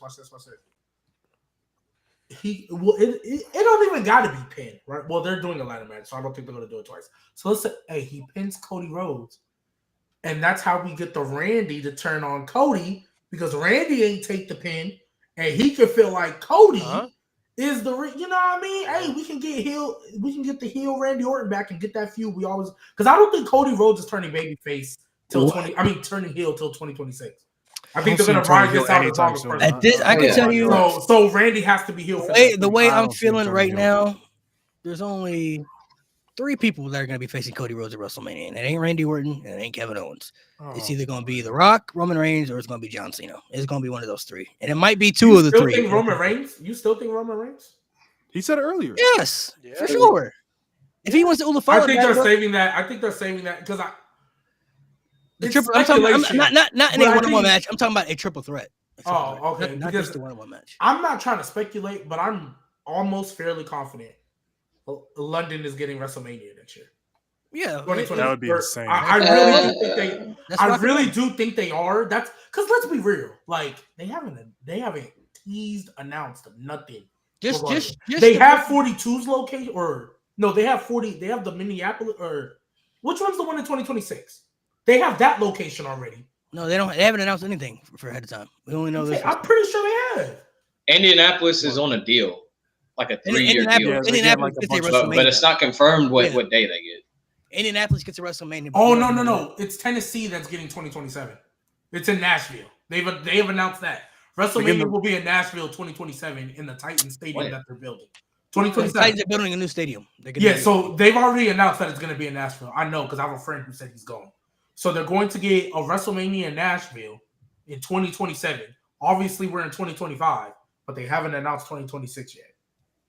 They usually announce it by WrestleMania or around that time frame. But that's what I'm saying. I'm almost fairly confident. The way I see the story breaking down, if Roman gets the Ula Fala back Monday, I feel like he's gonna say, "I got my tribal chief back, reign. I got the Ula Fala back. Now I got to take everything back that I lost. It's the WWE Championship. He's gonna enter the Royal Rumble, win that Royal Rumble, and then I think The Rock will insert himself into that match just based off of being on the TKO board because he is going to try to take back what Roman is trying to take back, but he feels like Roman isn't the right guy to take it back, if that makes sense at this stage. Like, you're not the guy anymore to take it. You lost it, and you prevented somebody else in the family from trying to take it who could have taken it. You know what I'm saying? Like, I'll be the guy to take it. I think Rock is going to play in that selfish part. Last year, everybody was saying he was selfish for taking the main event spot from Cody, and then they pivoted, and then he took credit in the documentary. People want to look at it and say, well, we pivoted and everything. People are like, oh, Rock's taking all the credit and everything. Like, he was the vocal point for it. I think he's going to play into that factor. Like, you know what? Last year, I let y'all have what y'all wanted. I don't care what y'all want this year. I'm going to do what I want this year. This year is about what I want. This year, I'm doing what I want, and I want the title. I want the WrestleMania. I think they're going to play so hard into that factor of his character where it's like he's going to play that selfish card extremely to the part. So real quick before we get off, Wrestling Republic is the one who I saw reported it, and this was a post made 7 minutes ago. Triple H has announced that he knows what the WrestleMania main event will be as of now, that it's penciled in. Now, I saw the interview, Yeah, so... But he said he could change, though. He said that always gets changed. Of course. He said because he's trying to keep the allure open. He also knew what the main event of WrestleMania was for last year, and that changed twice. Yeah. It changed twice. So I get what Triple H is trying to do, because one thing he's done a really great job of is make us not believe what people report and just we have to watch the show. That I will give him credit for. I will always give him credit for that. I think he has a main event for night one, but when it comes to The Rock, Roman, and Cody stuff, honestly, I think Punk and Rollins is one of the main events, guaranteed. You think so? I think it's been that way since. Honestly, I think it's been that way since last year. I think that's what they wanted their main event for night one last year, but couldn't get it, so they're gonna do it this year. They're not gonna put it off. I think that's the main event. Give CM Punk finally give him his main event. It's a blood feud. When's the last time we saw a Hell in a Cell at WrestleMania? Triple H Undertaker? Is that the last time we saw it? Bro. Honestly, we don't count that. We don't count Shane and Taker then. Shane and Taker then. 2 years ago. Then we got Shane and Taker. No, I don't see it being Hell okay, but it doesn't happen often is my point. I forgot about Shane and Taker. I definitely forgot. I mean, we just had a Hell in a Cell had a Hell in a Cell like 3 months ago. I don't think let's not do another Hell in a Cell. But it's blood feud though. My motherfucker said, when was the last time we saw Hell in a Cell WrestleMania acting like your man's ain't get territory? Yeah, I've erased that from my memory because that was so bad. Acting like your man's ain't get smoked 3 years ago, bro. Tell your man's to get better. That's all I'm gonna tell you. Yeah, tell nigga to get better. Tell him to get better. Tell him to get them girl marks off his back. Boy, that boy got smoked, bro. Hey, wait, what's that shirt they made after? They said 15 staple. All right, we're going to Fin 515. Fin 515. My bold prediction for 2025, Finn Balor ain't winning shit. Wow. It's not a bold prediction. This is a fact. Wow. But I cannot wait for the. He's here for a big year. The reports did say that. I cannot wait. The reports I did cannot say that, wait for the show when it finally happens. I can't wait for it. I'm like counting down. Not gonna happen though. That's the thing. Well, look, we got 52. We got 52 Sundays. Wait, happened what? Happened what? Like him being the IC champion, or you know that's Louis Cousins right there. He's not winning the world title this year. All right, that's fine. When he does. I don't want none of y'all to say y'all working on. Yeah. Moss like bulked up. I'm level up, bro. Level up to myself, bro. I'll put it like this. Time to get better. Honestly, tell that nigga to go to Noah. Hey, so look, when it happens, Mo, you better not say you gotta miss because you got work. Nate, you better call out. Lewis, you better be there. Malik, you better be away. This how G gonna look. This how G gonna look at the end of the year, bro. Disappointed, bro. Don't get nothing, bro. Not winning the World G title. was sick that night. I don't even G see him was winning the sick IC that title. night. Oh my god. G, do you still did you lose hope for Asuka? Is that gone? Oh yeah, that's big done. That's big Wait, done. You want to know why, bro? They sacrificed All her at Mania when she was like literally that was your best chance of resetting her. They lost just for her to win the title back, to lose it again at SummerSlam. And then you know what they did right after? Put her in the early version of Pure Fusion Collective. You know that's what Damage Control was? A slightly better version of Pure Fusion Collective. Oh that's what God, they did with nasty. Asuka. Bro, they had Asuka and Alexa Bliss as a tag team against Damage Control. I'm not gonna lie. That was the first time I miss Alexa Bliss. Ooh, that could be a good prediction. For tomorrow. Alexa Bliss coming. Or Carmella. Oh, we need both. No, I heard Carmella's still dealing with some bad injury. Oh man, but unfortunate. Alexa Bliss though, hopefully. But hey, man, the depth needs you. The depth needs you. Oh my gosh. But nah, bro, that's what Damage Control was for a minute. They were Pure Fusion Collective that was holding on to titles nobody cared about. That's what they were. And Dakota Kai. Wait, that's actually their Dakota name? Kai because Dakota Kai is not Japanese. Wait, that's actually their name? Pure Fusion Collective, yeah. Oh, I saw on Twitter that it was the lesbian. That's crazy. There's that's a me. That's what I'm being serious. That's what I was calling them GFC for a minute, but we don't have to talk about that. My God! That is sick word. Y'all can use our imagination for what somebody and the show. Everything Pro Wrestling sent me this. I want to show this before we head off. He sent me this on Twitter. They're doing like these drone shit right there. They put this up on the like they're doing like these drone logos for like we're on Netflix, and this is one of them. Oh, that's fucking cool. Is he gonna beat the shit out of my Via tomorrow, baby? Let's go! I don't doubt that he'll be there, but it'll just be for nostalgia. Whoop his ass. Oh, for sure. Yeah, but I don't doubt that. Like, there's no way I'm not gonna lie. Hulk Hogan's gonna be there. I wouldn't be shocked. No, they already reported that he's supposed to be there. Yeah, why wouldn't he? He's gonna open the show. Nobody cares about Hogan there for what? No, he's not. No, he's not. Triple H is opening the show.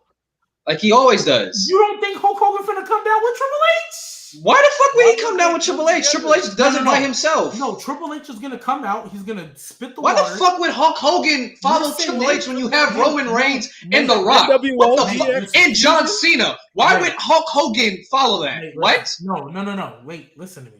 Nigga, his crowd is like, nigga, 60% of the people who like Hulk Hogan are dead. Why the fuck would he open Raw? Oh my God. Oh shit. Hey, this is how it's going to work. My mom's alive. alive. We're having a miscommunication.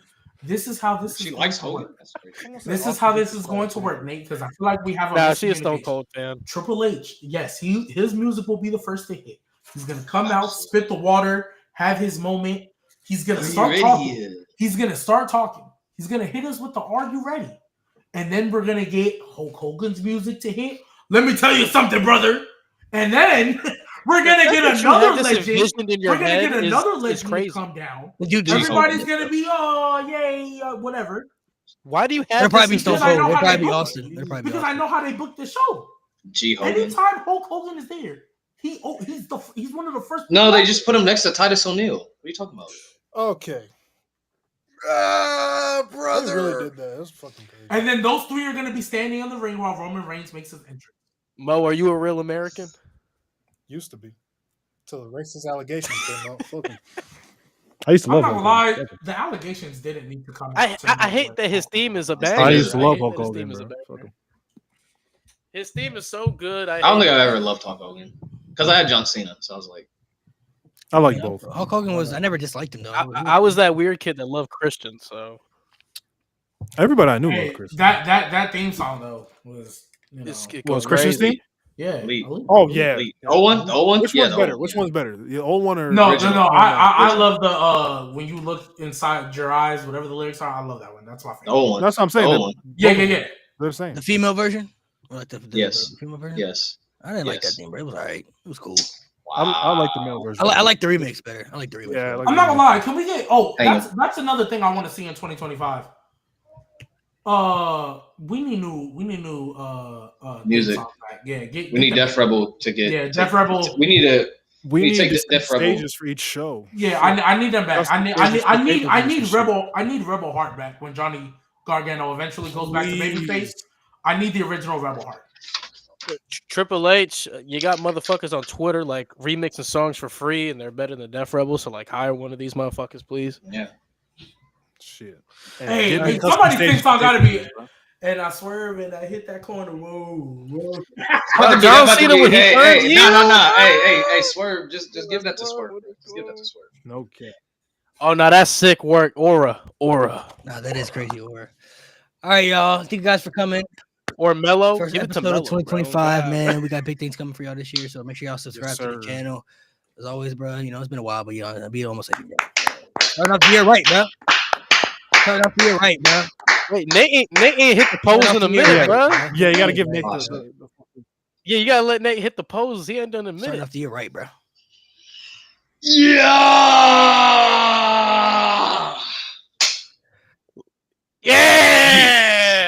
Finn Balor Royal Rumble 2025. You ruined it. Fucking the delusion. Why are you swearing? Tell your men to get better. There's kids. Tell your watching. men to get better. There's kids. That's why watching. Edge beat him. All right, he's out of here. There's kids watching. We'll get him out of there. Oh my god.